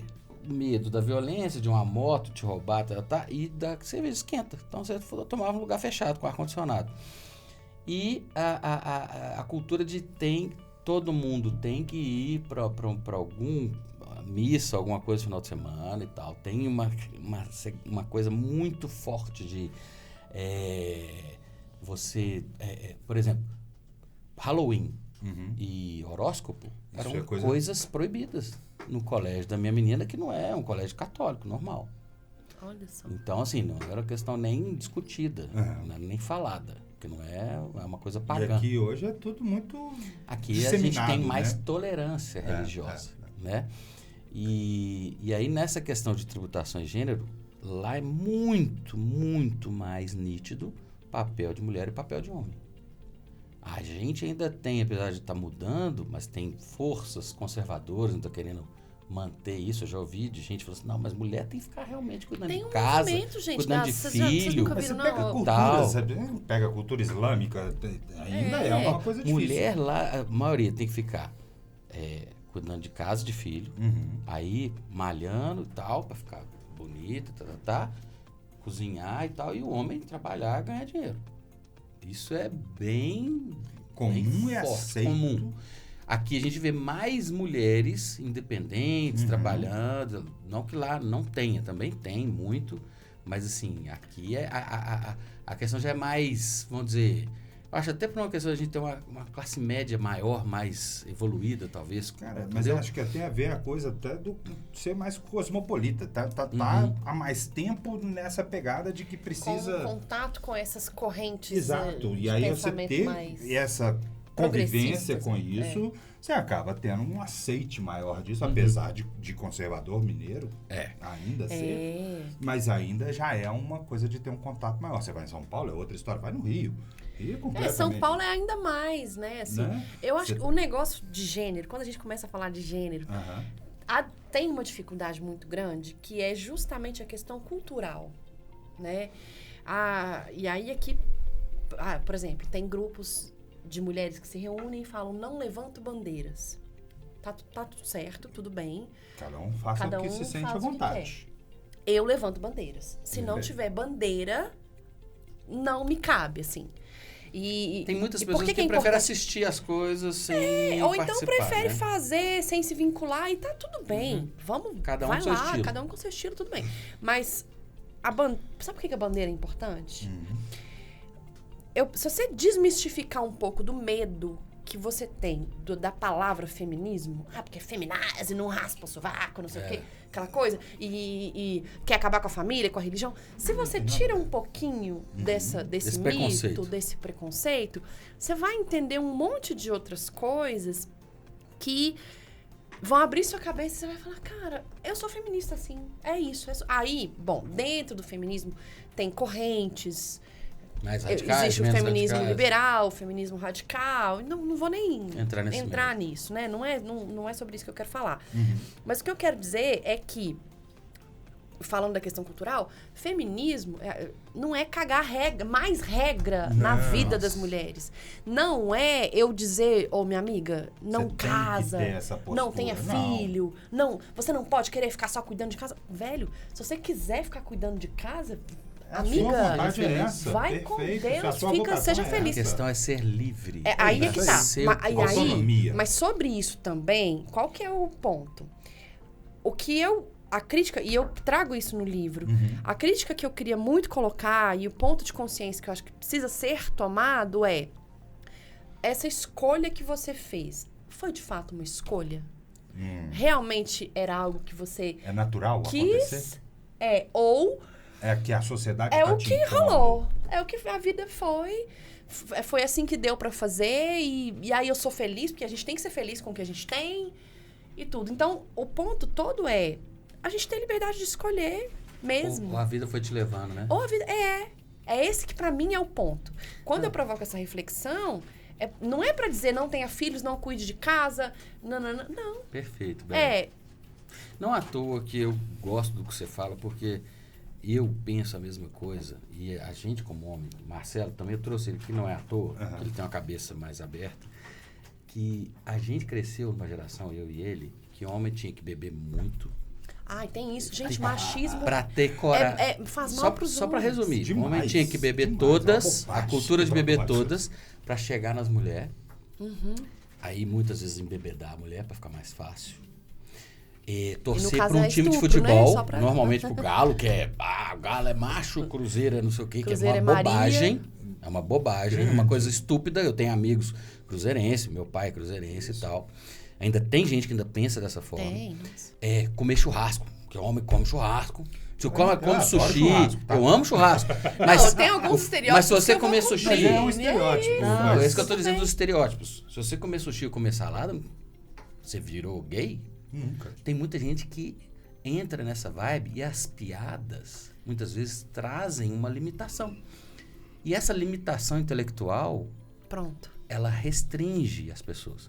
Então, por exemplo, eu vejo muitos amigos que lá nos anos 90, a gente, naquela cultura, a gente bebia todas para pegar as meninas, nem tinha tanto sexo, porque hoje em dia tá muito mais fácil ter sexo do que relacionamento de verdade, do que ter envolvimento emocional com Tinder, Happn, etc. É muito fácil, igual um álbum de figurinha, você escolhe e tal. cardápio, Mas isso não não tem é envolvimento. parte também da coisa da maturação do indivíduo? Sim, mas eu falo assim, o homem, a gente está em 2024. Era isso que eu ia dizer. A gente tinha que dizer, não regredir. Não, A gente tem evoluir. que progredir no sentido de a mulher pode ser o que ela quiser, o homem também tem que ajudar em casa. Perfeito. Eu sou pai e não é só pai só para botar um filho no mundo. O maior crime da humanidade é colocar criança no mundo indesejada, sem planejamento, sem afeto, sem casa, sem comida, Gênero, entendeu? Então, assim, não independente de pai e mãe. Quantos pais que eu conheço, você, que são super pais, entendeu? Quantos pais... Aí, não, o pai é a mulher para... Cara, pelo amor de Deus, a mulher não pode beber cerveja. Que doideira, Que né? é uma coisa meio... Lá em Fortaleza, gente, minha esposa foi num barzinho com as amigas. Tipo um Jack Rock Bar. Era o Malfício. Roots lá. Não, um Jack Rock Bar, um Roots e tal, um barzinho de rock and roll, mas como se fosse tem uma área externa ali, tipo um parrilha ali e tal, pra tomar uma cerveja, tá. Só mulheres no encontro. Coisa que em Belo Horizonte é normal, não é? Direto. As mulheres não saem aqui. Você vê, aqui em Belo Horizonte tem muita mulher, sai pra tomar cerveja, pra beber, ninguém... Os Não meus desmerece, colegas não de diminui, trabalho... não muda nada. Mas você Ficaram deixou sua horrorizados. esposa aí? Como assim? Eu que não entendi. Falei, mas qual é o Ai, que problema? dó. Né? Então, assim, a gente tem que evoluir, cara. A mulher pode beber, pode fazer o que ela quiser, pode trabalhar. Ela pode gostar de namorar e namorar com quem ela quiser. Exato. Cara, Liberdade. liberdade. Eu não Autonomia aguento de as pessoas escolha, quererem isso. impor regras, ação. né, de comportamento que limitam as pessoas. E a gente está vivendo um processo de limitação intelectual. Mas essa coisa toda de conservadorismo reacendendo, É uma situação que é comum. Você pensa, a história humana, ela tem esses altos e baixos desses comportamentos super comuns. Você tinha ali nos anos 20, os loucos 20, que era tudo muito louco. Livre. Tudo livre. É muito difícil. E aí você tem depois um rebote disso que você tinha. A lei seca. A lei seca lá nos Estados Unidos. Isso é tudo moralismo, conservadorismo. Aí você vê os anos 60, vem outra hippie. loucura, outra liberdade de novo. Você vai ter que chegar num consenso disso aí em algum momento, eu espero. O ponto, assim, é isso. É a questão cultural de não... Aqui, ó. Brewing Love Project, pra fechar, que é uma Heller Bock. É um estilo Bock, que é alemão. É completamente diferente do que nós bebemos do que até agora. Mais maltada. Malte. Da faca com a Octopus. É um projeto da Octopus, na verdade. Né? Isso aí é um projeto de apoio às causas LGBTQIA+. Inclusão, né? Isso. Parte dos lucros da venda dessa cerveja são destinados para algumas entidades. O projeto fermentar, produzir cerveja com amor. Isso. Né? Legal. Que é muito legal. Vamos... Mas... Fala. Quando a gente... Esse é um ponto delicado da discussão, porque... Fica parecendo que a gente quer entrar no privado das pessoas e não sei o quê. Cara, a decisão... Na verdade é o contrário. Tem que cada vez sair do privado do outro. Cada um tem o seu privado e é seu. E você tocou num ponto que é uma das questões... Porque assim, o que tem a ver tributação e gênero? Por que você fica falando de homem trabalhar em casa ou não? O que isso tem a ver com tributário? Tudo é econômico. A gente está num mundo capitalista, cujo objetivo é lucro. Eu saio de casa para trabalhar. Acho que o objetivo não é lucro, até, na verdade. O objetivo é produção. É produzir, no fim das contas, e a produção tem que ser rentável e lucrativa para ela poder voltar a ser investido e aumentar. O sistema capitalista, idealmente, ele tem crescimento. Idealmente, ele é bonito, né? Idealmente, como todo, ele é lindo. Mas, enfim. Aí nem sempre é totalmente sustentável. Também, o capitalismo também falhou. Aí a gente discute exploração de recurso natural, exploração de pessoas e tal. Enfim, mas a gente está num cenário que, se eu estou falando de tempo, eu estou falando de dinheiro. E aí você tocou num ponto do privado, né? A gente tem cada vez mais saído do privado e tal. Essa é uma das questões envolvidas no estudo de gênero e tributação, que é justamente o valor do privado. Ao longo do tempo, o que rolou, principalmente com a Revolução Industrial? As mulheres... Primeiro, né? Antes de tudo, o trabalho doméstico, ele era valorizado e valoroso. Ele era importante, ele sempre foi importante para as sociedades, para as famílias, mas não só para as famílias no privado, mas para as comunidades. É esse ponto que eu vou chegar. Estabilidade social. Pronto. E para produção, para geração de dinheiro, né? Enfim, com a Revolução... E aí rolou esse movimento, as mulheres foram ficando em casa e tudo bem, mas isso era importante. Não era... Era estruturante. Não era invisível. Era estruturante. Foi rolando um movimento, e aí tem um livro muito legal, que é da Gerda Lerner, que é a História do Patriarcado. Ele é muito importante para compreender as primeiras histórias de escravização de pessoas no mundo foram mulheres escravizadas. As mulheres foram as primeiras escravizadas, né? Enfim. Falta de força em relação ao homem. E, cara, ninguém discute isso. Eu não quero carregar 1 quilo de cimento. Eu quero que você abra a porta do carro para mim. Não é sobre isso. Pelo amor de Deus, né? E aí, a gente tem um movimento na Revolução Industrial, quando já... Primeiro, né? A gente tinha as coisas produzidas em casa. Fazia comida, fazia roupa. E era o manufaturado. Era assim. Quando vem a Revolução Industrial, você tira de casa e leva para a indústria. Você tira do privado e já leva... Ou seja, o valor econômico que rolava em casa já saiu de casa. Então, beleza. Com a demanda de força de trabalho na Revolução Industrial, as mulheres tiveram que ir trabalhar fora também. Porque precisava dessa força de trabalho. Só que o que rolou? Tem uma Ela continuou tendo que cuidar de casa e trabalhar. Tem uma jornalista feminista que é a Rosisca Darcy de Oliveira, que ela que começou, ela fala dessa jornada dupla, tripla, que a mulher foi pro mercado de trabalho porque precisava, complementar nessa lógica. Só que, e lá ela disse, pode me contratar, nem se preocupa, porque você nem vai saber que eu sou casada, tenho filho, tenho que cuidar de casa, porque... E em casa ela disse pro marido, não preocupa que nem vai parecer que eu trabalho. Como é que você concilia dois trabalhos fingindo que um e o outro não existem? E não me venha dizer, então foi culpa da mulher que se colocou nesse lugar. Não. Porque não é sobre isso também. Na verdade, tem até a pressão de competição, de cultura, de ganhar dinheiro, de ganhar mais. Uma coisa de uma dificuldade de aceitar uma segunda opção ali. Não, e a mulher queria trabalhar e ter sua independência. Claro, ser profissional. Só que ela continua sendo mãe. Aí a pressão... Mas e tinha uma dificuldade do outro lado de aceitar isso. E aí você é mãe, então você tem que cuidar dos filhos. Você pode até trabalhar, mas você continua cuidando dos filhos. Cuida bem dos seus da casa. Isso, é isso. Aí nos anos 80 era barato ter faxineira, ter babá e tal, né?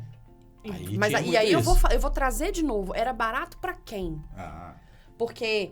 Era barato para algumas pessoas contratarem, mas você tem que lembrar que 90% da população era a empregada. Era Você tinha pessoas mal formadas que não tinham condição, que aquilo ali era suficiente. E, cara, mas não é isso que eu tô dizendo, não. A gente não pode esquecer que ainda tem uma questão de classe dentro da questão de evolução gênero, dos ex-escravos. Eu tenho condição de contratar uma empregada hoje. Hoje eu tenho condição de contratar uma pessoa para me ajudar. E ainda assim, ou seja, é possível delegar esse trabalho, sem falar do trabalho emocional de cuidar, do trabalho de gerir, que é extremamente desgastante. Mas eu não posso também deixar de olhar para essas mulheres que são a base, com quem... Se eu tenho uma mulher negra na minha casa cuidando do meu filho, quem é que tá cuidando do filho dela? Com quem que ela tá deixando essa criança? Ela usa a rede de apoio das vizinhas, das amigas, da avó... Mas... Cadê o Estado nisso, às vezes? Aonde é que essa criança... Você tá entendendo? Ela tá confiando em quem? É isso. E aí, não é que eu tô também falando assim, pega um bandido e leva pra sua casa. Não, mas, gente, a gente tem que entender os contextos. Que é igual, eu nunca parei pra pensar como que se fecha uma lata de cerveja. Tem gente que nunca parou pra pensar com quem que tá o filho da babá. Mas de quem cuida. Eu já ouvi de gente falando assim, porque eu tenho saudade daquela época que eu tinha a minha babá, que era caso, crescia com a família. Né? Ela ia para sua casa e ficava da família, mas nunca sentava para almoçar junto, nunca participava de nada e tal. Tinha gente que ainda botava uniforme. E aí, a vida pessoal dessa pessoa era ignorada. Se ela queria namorar, casar, ter filhos, estudar, não, ignora. E aí, mas era bom, porque ela fazia a cama quentinha pra nós, sempre de manhã tinha lá um negocinho e tal. E que momento você pensou nessa pessoa como ser humano e com desejos e com... Né? Vocês já e viram o filho que horas dela ela que você volta? falou, eu tenho casos de pessoas que acabou deixando o filho não tão bem cuidado como delegando, e o menino morreu num acidente de trânsito. Abusos. Gente, tráfico. É muito fácil. Gente, olha, uma criança que não tem dinheiro pra comprar nem o tênis básico, que dirá o Nike X, PTO, que é enfim. Chega uma possibilidade dele ter acesso a tudo isso. E por que ele vai negar? Porque se você quiser, você sai do tráfico e não sei o quê. Cara, por que eu vou negar a possibilidade de ter uma coisa que eu tô doido pra ter, que eu quero ter esse tênis do caralho. Que eu vejo o outro tendo. Que eu vejo o outro tendo. Agora, eu vou fazer isso por meio do tráfico. Estimula ter. Velho. E aí você vai falar... Internet, enfim, então, o buraco é muito embaixo, né? Muito. Mas voltando para a questão do gênero, da tributação, quando você observa isso, a gente chama de divisão sexual do trabalho. O privado passou a ser privado no nível de não interessar a mais ninguém. Então, dentro da minha casa, não interessa. E o que acontece em casa não tem importância para a sociedade. Se não tem importância, não tem valor. Então, o trabalho doméstico... É obrigatório, subentendido, né? Ele é essencial, é natural, mas ele não tem valor. Ele não é... Gente... Ele perdeu o valor. Ele perdeu o valor. E eu tô falando de valor econômico. Se você fosse monetizar todo o trabalho doméstico no mundo, tem dados, em 2017, da Oxfam, O faturamento que isso geraria em um ano seria de 10 trilhões de dólares. Das maiores 30 vezes mais, sei lá quantas vezes mais que o faturamento da Apple. Começaram a fazer startup de babá, para achar babá. Existe esse movimento. É uma substituição aqui. de mãe. Tem esse movimento. É um valor que eles acharam nisso. Gente, existe um movimento. Tem países que produzem cuidadoras. Sim. Sri Lanka, alguns países, eles têm cursos para ensinar as mulheres a mexer no micro-ondas, a fazer coisas domésticas para exportar para países europeus, Estados Unidos e tal. Tem um trabalho sensacional da Helena Hirata também.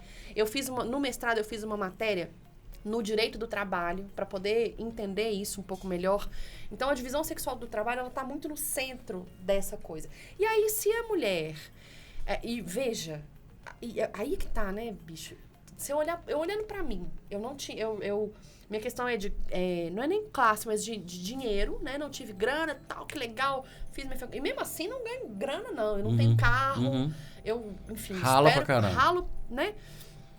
Se eu não passo por isso, né? Mas falando das mulheres em geral.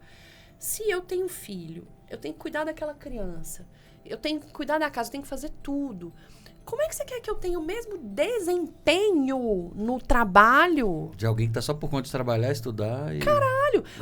Você, quando você sai na sexta-feira, você vai pro happy hour. Você tem como ir pro happy hour. Sua mulher, não. Porque ela tem que ir pra casa ver o menino. Tem um caso da Natura, que a galera instituiu creche interna pros funcionários. Tem 2 casos interessantes que eu quero contar. Esse da Natura instituiu creche interna. Depois de um tempo...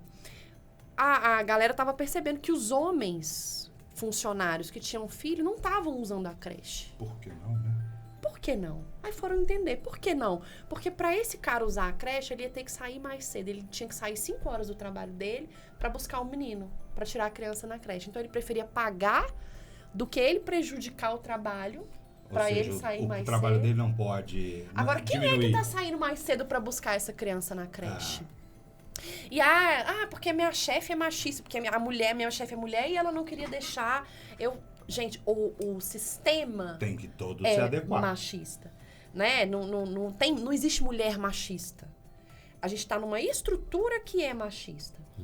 Aí é papo pra outra manga. Nós vamos gastar mais umas 3 horas. E a outra coisa, eu tô só dando alguns exemplos, porque eu sei que a gente não tem, às vezes, noção real, né? Porque fica falando, machismo, ideologia de gênero. Não, vamos trazer isso, vamos entender o que é. O real.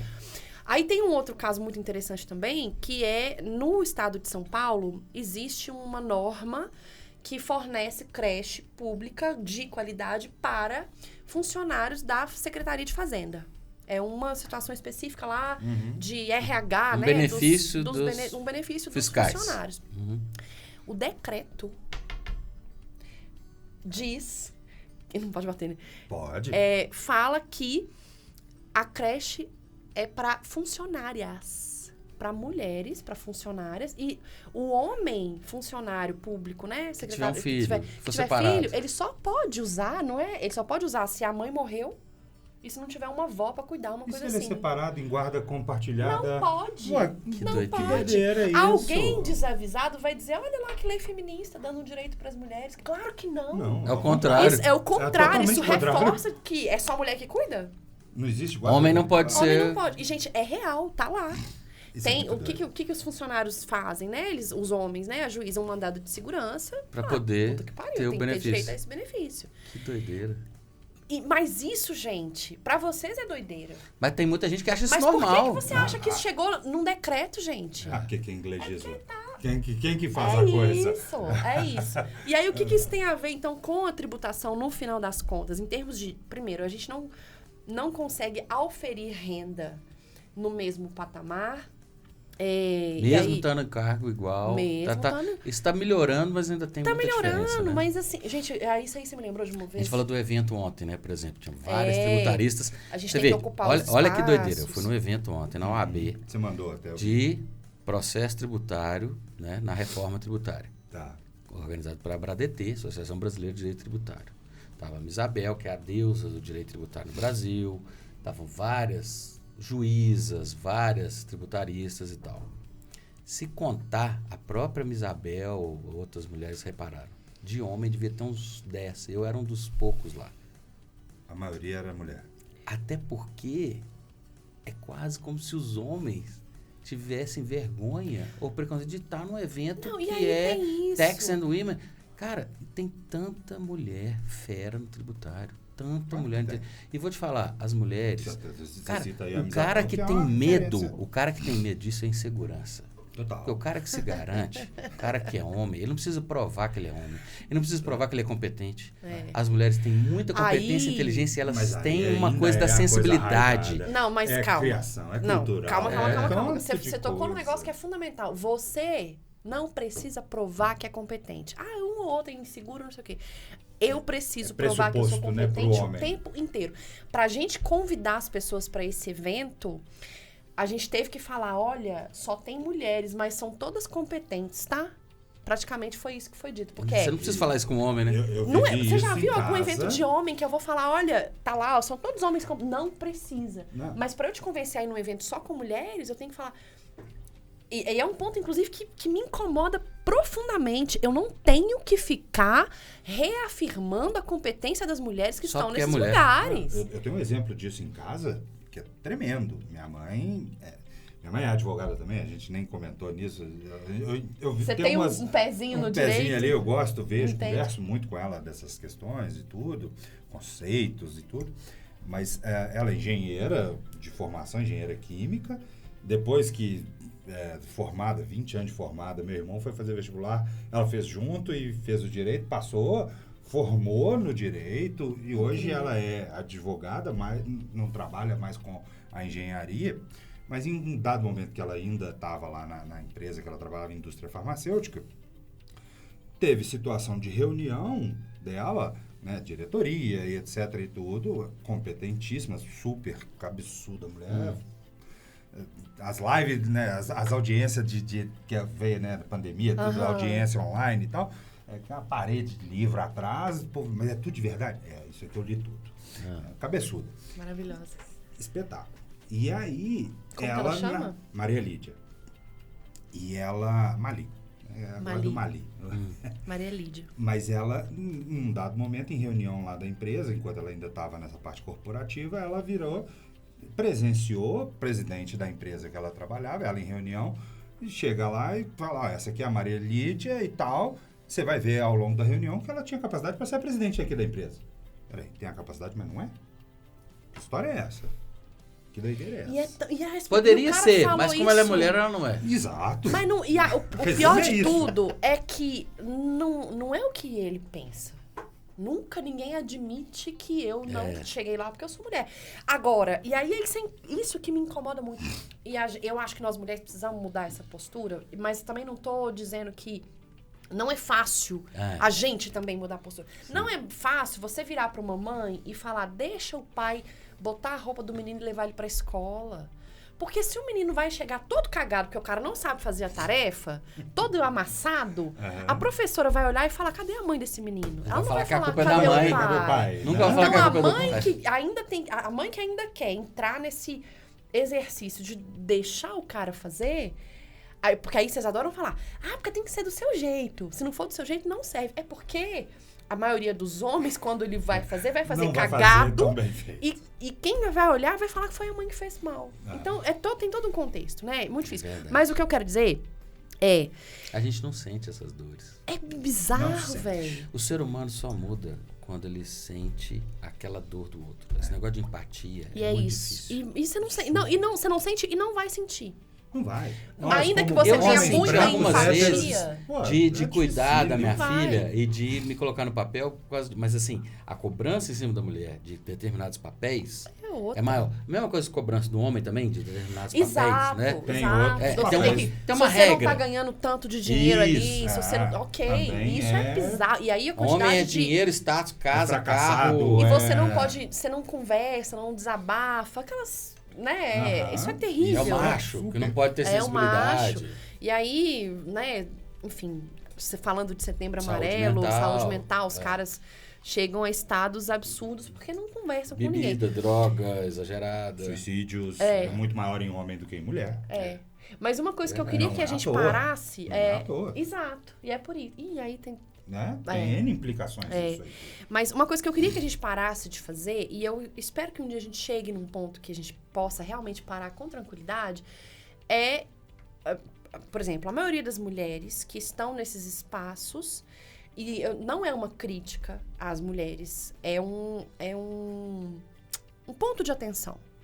Elas fazem questão de frisar, porque eu não tô aqui porque eu sou mulher, eu não quero um reconhecimento porque eu sou mulher, eu quero um reconhecimento porque eu sou inteligente. Não. Pois pra mim, a característica que vem primeiro é eu sou mulher. E também... E, sabe assim, para de falar que não é porque eu sou mulher, é porque eu sou mulher sim, também. Sabe? Capaz, não tem. Mas a gente tem que ficar reafirmando essa capacidade, essa competência, porque ainda não enxerga essa competência na gente. Então, assim, por isso que política afirmativa é importante. Porque eu preciso colocar mulheres, cota. Eu era contra cota. Quando eu entrei na federal, eu era contra cota para negros, porque eu era uma mulher branca pobre. E eu falava, se o negro se você não faz isso, você não transforma a sociedade. Só que, velho, é um outro rolê. Eu tenho certeza que se eu fosse preta, eu provavelmente não teria chegado aonde eu cheguei. A filha da minha faxineira, não teria. a filha da faxineira da minha casa, que cresceu lá com a gente, abriu mão de muita coisa, mas teve 2 filhos, e um morreu no acidente de trânsito, que eu falei. Ela estudou porque minha mãe apoiou, minha mãe é pedagoga, deu bolsa para ela, depois ela ajudou até a casa dela, e hoje ela está formando em Direito, e ela está estudando para concurso, já tirou carteira, porque a gente tá construindo a vida ajudou a pessoa a ter uma vida independente. E eu vou te falar... uma vida que vai transformar a família dela inteira. E sociedade, e ela vai ser um exemplo para todos os outros da família. E eu vou te falar uma coisa com muito carinho, assim, com muito respeito, que a sua mãe não seja a única. Grande, não só isso. Mas que ela, pra essa família, não seja vista como a grande salvadora. Porque sua mãe fez um gesto incrível, maravilhoso. Deveria ser normal, mas o mérito é dela que conseguiu. Da filha, da menina. Porque também é muito fácil a gente que é branco falar assim, tô aqui ajudando, lá, eu sou legal, eu sou mas ela não quis. eu ajudo. Não. Não é pra assumir esse lugar. Porque as pessoas também, aí é que entra... Porque caridade todo mundo adora fazer, mas política pública ninguém quer. É onde que eu falei aqui mais cedo. Estado. Cadê o Estado fazendo a coisa certa para todos? Tem que fazer para todos. E o individual é massa, que lindo, que legal, mas eu acho que a gente precisa manter essa consciência. Sim. Né? Onde é que entra o tributário nisso? Né? No final das contas, eu vou tá aqui, a gente tá aqui. Não, eu acho que todo mundo deveria ler e entender um pouco mais, mas a Beli vai resumir um pouco das diferenças que existem. Vou dar um resumo bem rápido. Você falou da pensão alimentícia no começo, isso já caiu, mas a gente tinha uma situação em que... E aí, primeiro, quando eu tô falando de imposto de renda, eu já não tô falando de uma grande parte da população. Porque a maior parte das pessoas não paga imposto de renda. E é quem mais paga imposto no Brasil. Que são as pessoas pobres, sob consumo. Porque eu não consumo. Não, a reforma tributária sob consumo. Mas falando de imposto de renda, que é onde dava para ver mais claramente, a gente tinha a questão da pensão alimentícia. A lei não falava assim, mulher vai pagar mais imposto. Isso seria um preconceito de gênero explícito. A gente tem a Stotsky, é tudo implícito. Algumas, enfim, é possível ser explícito, mas é implícito. O que a lei fala? Quem pagar pensão alimentícia em decorrência de ordem judicial ou acordo homologado, enfim, por obrigação, pode deduzir o valor dessa pensão da base do imposto. Então, não vai pagar imposto de renda sobre aquele valor que você está pagando, porque você recebe o dinheiro, paga imposto, e aí dali você paga suas coisas. Deduz uma coisa ou outra, né? Saúde, educação e tal. A pensão ia ser excluída disso, então não pagava. Quem recebia a pensão pagava imposto de renda sobre essa pensão recebida. Uma receita. Mulher, a mãe, ou o filho, enfim, seja lá de quem for. Então, se é uma pensão que ultrapassasse ali o limite da isenção, ia pagar imposto de renda. Qual que é a implicação de gênero nisso? 70% das separações no Brasil, os filhos ficam na guarda da mãe. E ela que recebe a pensão. E ela que recebe a pensão ou administra, né? E aí você tinha 2 alternativas. Ou você declarava, fazia um CPF para criança e declarava na criança. Ou você... E aí se você faz isso, você não pode colocar a criança como dependente no seu imposto de renda mais. Então, tem que fazer conta. Tinha que fazer conta. Por quê? Se eu abro um CPF e declaro imposto de renda para criança, ela sai de dependente. Aí eu perco as deduções de educação, saúde, etc. Ou eu declaro a criança como dependente. Ser começa a ter as deduções dele. Sim, as deduções vão para lá, para declaração do filho, mas muitas vezes a pensão ela é isenta. Tá. Até 1.900 reais, né? Acho que é isento. Porque se você começa a falar de pensões muito grandes, é um outro rolê também, né? Mas fica ali. Então, você perde o direito de dedução, mas sim, você transfere essa dedução para cá. Virou um planejamento tributário. Porque aí você tinha que fazer conta. O que valia mais a pena? Planejamento familiar e tributário. E tributário, hold familiar, planejamento familiar e tributário. E aí você tinha que fazer essa conta. Se declarasse junto, ela conseguia deduzir no imposto de renda dela todas as despesas, mas somava aquela renda. E aí aumentava. Então, a mulher tinha que ficar fazendo ainda esse exercício, esse malabarismo. Quem tinha conhecimento, né? Com certeza. Tem isso, né? Com certeza, óbvio. E aí o STF julgou inconstitucional isso em 2020. E é interessante notar que foi uma ação não originada de tributarista. Foi da ABDFAM, Associação Brasileira de Direito de Família. Legal. Porque quem sentiu a dor, que percebeu quem sentiu a dor. Esse peso na conta aí da toda. Quem sentiu porque a dor. eram os advogados que faziam divórcio. Que no divórcio tinham que considerar a questão do imposto de renda da pensão e tal. Fizeram a ação. Foi declarado inconstitucional em 2020. Esse é muito legal, porque eu fui citada pelo Barroso. Eu vi, você e publicou. Pelo Gilmar Mendes. Foi no um negócio dele, muito doido. O livro dela. E na verdade, assim, a Tatiane Psitelli é a professora de São Paulo, fundadora do grupo de tributação e gênero, do qual eu participo desde o começo. O meu trabalho é o primeiro trabalho acadêmico, o primeiro livro publicado. Mas a gente tem a Tati, que é a pessoa que dá voz para isso no Brasil. Porque ela tá lá em São Paulo, ela é da FGV, ela tem um grupo, ela criou o grupo de tributação e gênero, e ela me citou primeiro num artigo que ela publicou no Valor Econômico. Ela é porta-voz, vamos dizer. Exato. O megafone do e ela é uma... A Tati é parceira, de uma... né? Ela é um absurdo, assim, de competência técnica que eu não preciso ficar exaltando e de generosidade, assim. E é isso, é sobre isso. Assim, as mulheres, a gente tá... Assim como vocês têm confrarias e tal, a gente tem que levantar umas às outras. Enfim, foi pra lá e... Eu acho que as mulheres estão... Eu reconheço cada vez mais. Eu sou filho de uma mãe, casado com uma esposa. Todos, né? Começa aí. Não, e tem uma filha. Eu falo assim, tem 3 mulheres essenciais na vida. Na sua vida. E aí, muitas vezes o homem não percebe isso. E às vezes tem preconceito, machismo, esquece. Pô, mas você teve uma mãe, você tem uma esposa. Às vezes você tem uma filha também.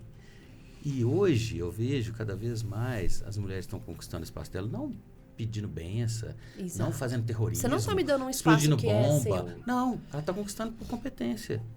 E com humildade, para esperar, até com paciência, ser reconhecida. Porque ela tem direito a ter os mesmos espaços que a gente tem, profissionalmente. Agora, os homens estão tendo muito mais dificuldade de entrar num espaço feminino, de cuidar de filho, cuidar de casa, de culinária. Culinária de homem é chique. Culinária de mulher é o básico, é essencial. É isso. Então, assim, por isso que homem cuidar de filho é muito difícil. é meio afeminado. Mulher cuidar de filho é básico, é essencial.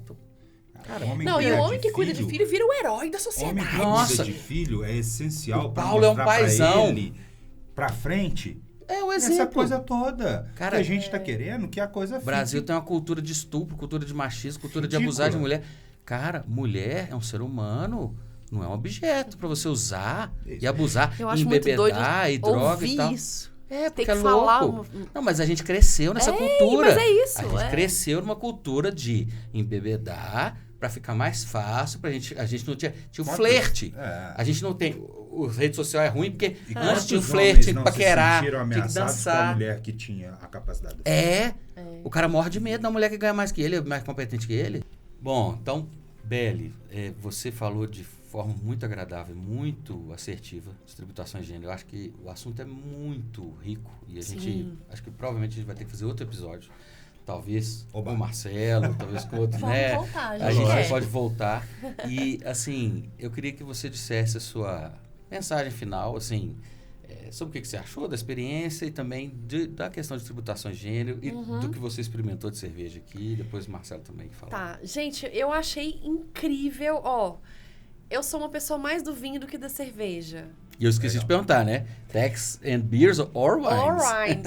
Eu sou mais do vinho, eu gosto muito de vinho. Cerveja, eu comecei a tomar de resistência, de tipo assim, tá bom, vai, eu vou tomar cerveja e tal. Mas você tá aprendendo agora. Mas agora, eu hoje gosto. Abre um universo novo isso aí, gente, né? Gente, eu aprendi muito. Eu amei, a minha preferida é essa. ICQ. É a do ICQ. Nós vamos lá depois essa, na faca, deliciosa, na quinta-feira. Quero ir na faca. Vamos conhecer lá semana que vem, vai ter um eventinho legal lá na quinta-feira. Bem bacana. Legal, Vamos. eu quero fazer seu planejamento tributário. Opa! Que a gente não chegou vamos conversar nessa a respeito. parte, mas tem muito negócio, eu acho, pra sair disso aí. Sobre tributação em gênero, eu queria que todo mundo ficasse atento com a reforma tributária, né? Que é o assunto do momento. No grupo de tributação em gênero que eu participo, né, da Tati Psitelli, que é a fundadora, a gente conseguiu conquistas incríveis no lobby do bem, né, que eu chamo advocacy, que é conseguir influência lá na Câmara dos Deputados. A gente conseguiu que agora os benefícios fiscais, eles, por norma constitucional, têm que ser revistos a cada 5 anos. É aquela história, né, não vai ter mais todo mundo cheio de benefícios. Bom, é o que se pretende, né? É o ideal.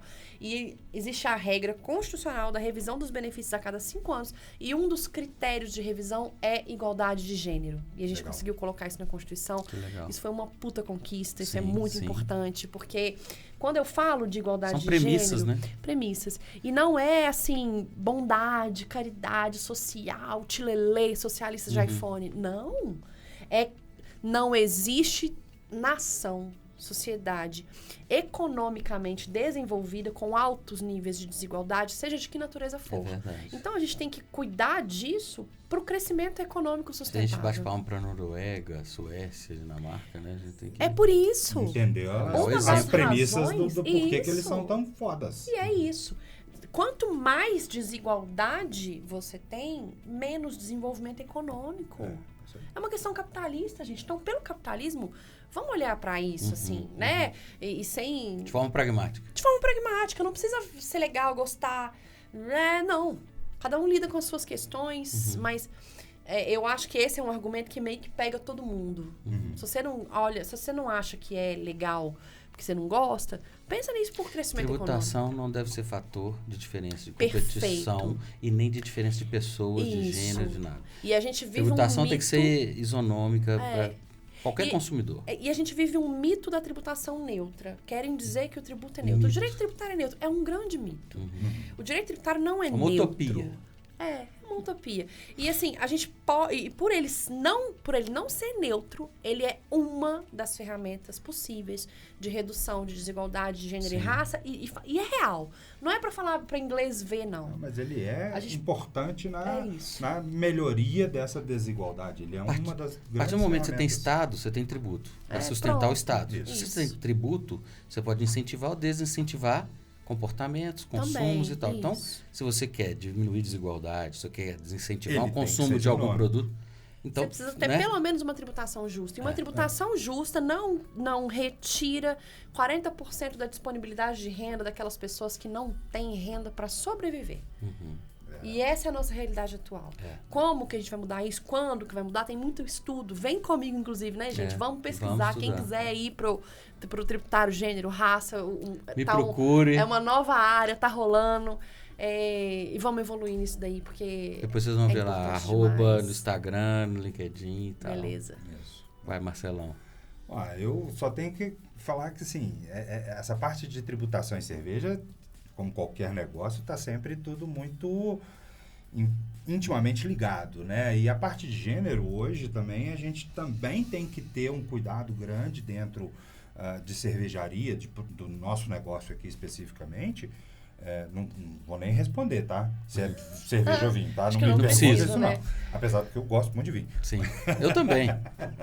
A gente é cervejeiro. Né? Mas essa parte toda é muito importante.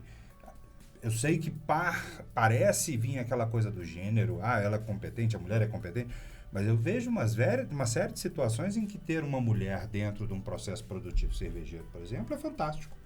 A questão de noção de higiene é muito maior. Até porque sempre foram as pessoas vinculadas a cuidar, e limpeza e etc. Então tem mais noção de higiene do que o homem. Cuidado, afeto, carinho, responsabilidade, então, tem valor nesse sentido também muito grande, né? Apesar da Faca ser uma cervejaria... Por que chama Faca? Pois é, essa é uma conversa. É um outro podcast? Não, mas ele é rápido, ele é rápido. O que é? Um acronômio ali, uma redução do Farol Cerveja Artesanal. Farol é o apelido do Flávio, meu sócio. Flávio Farol. Por que Farol? Aí é outros que... Esse aí exige um podcast. Aí tem que sentar com ele no bar, tomar cerveja com ele. Aí, tá bom. É exatamente isso. Né? Então é Faca. Flávio Farol legal. da Faca. Isso Faca aí. é Farol Cerveja Artesanal. E hoje o Marcelo não é mais da Trinca, é da Faca. É o Marcelo da Faca e pronto. É isso. E a gente veste e é uma paixão. Eu falo assim, o lugar que eu tô hoje é sonho. Eu acho que é uma das cervejarias mais bonitas hoje de Belo Horizonte. Obrigado. De local, de o cerveja ambiente boa. lá é muito astral. Quando tem um showzinho e tal, eu quero espaço, lá é muito hoje. legal. Nós ainda não estamos abertos. Ainda não. Quinta-feira, normalmente, que a gente abre, tem né? aberto às quintas. Ontem não pôde abrir, né? É uma obra Ontem, quem for ver isso aqui não necessariamente vai saber Que exatamente dia que dia que foi. Mas a gente tem tentado abrir sempre às quintas-feiras. Então, a gente está fazendo um caminho nesse sentido de começar a abrir o bar com mais regularidade, mais frequência. A gente recebe muito evento, muito aniversário, festa de fim de ano de empresa. Já estamos chegando agora fim de ano, já estamos com algumas coisas fechadas. Legal. Vai ter em breve aí vai ter as bodas de 50 anos dos meus pais. Então vai ter agora lá, vai acontecer lá na Faca. Show de bola. Então assim, é um espaço com um lugar, com um ambiente, clima super agradável. Que está lá para as pessoas aproveitarem, curtirem, ter um momento de relaxamento, independentemente de quem, está sempre aberto. A gente falou que tem um espaço de uma praça, e não tem nada mais democrático do que uma praça, a não ser uma praia, né? A gente não tem praia aqui é em uma Minas, praça pública de frente à cervejaria. Então é absolutamente democrático ali. Dentro da cervejaria, praticamente. É parte do negócio. Quando você fala de praça, é uma praça pública? Uma praça pública. Vai lá, você vai conhecer, eu vou. É muito legal o lugar. Você combina comigo, Bela, te levo lá. Eu apresento o Flávio, todo mundo. É muito legal o lugar, ambiente super agradável. Tá todo mundo convidado, quem quiser conhecer, ir lá. Iremos. Acompanha a gente na rede social, a gente vai colocar o @. Faca.cervejaria. Isso aí. E a gente está anunciando quando é que abre, como é que tá, até a gente conseguir abrir de forma regular. E constante. Né? Gente, muito obrigado, foi um prazer. Foi um dos episódios mais ricos, eu acho. E eu acho que ainda rende mais debates, com certeza, né? a gente passa a tarde aqui, fácil. E né? a Bela e o Marcelo são muito simpáticos e tal. Espero que continuem acompanhando a gente nas redes sociais. Vou colocar o @ da Isabelle, também do Marcelo, da Faca. E até o próximo episódio, Techs and Beers.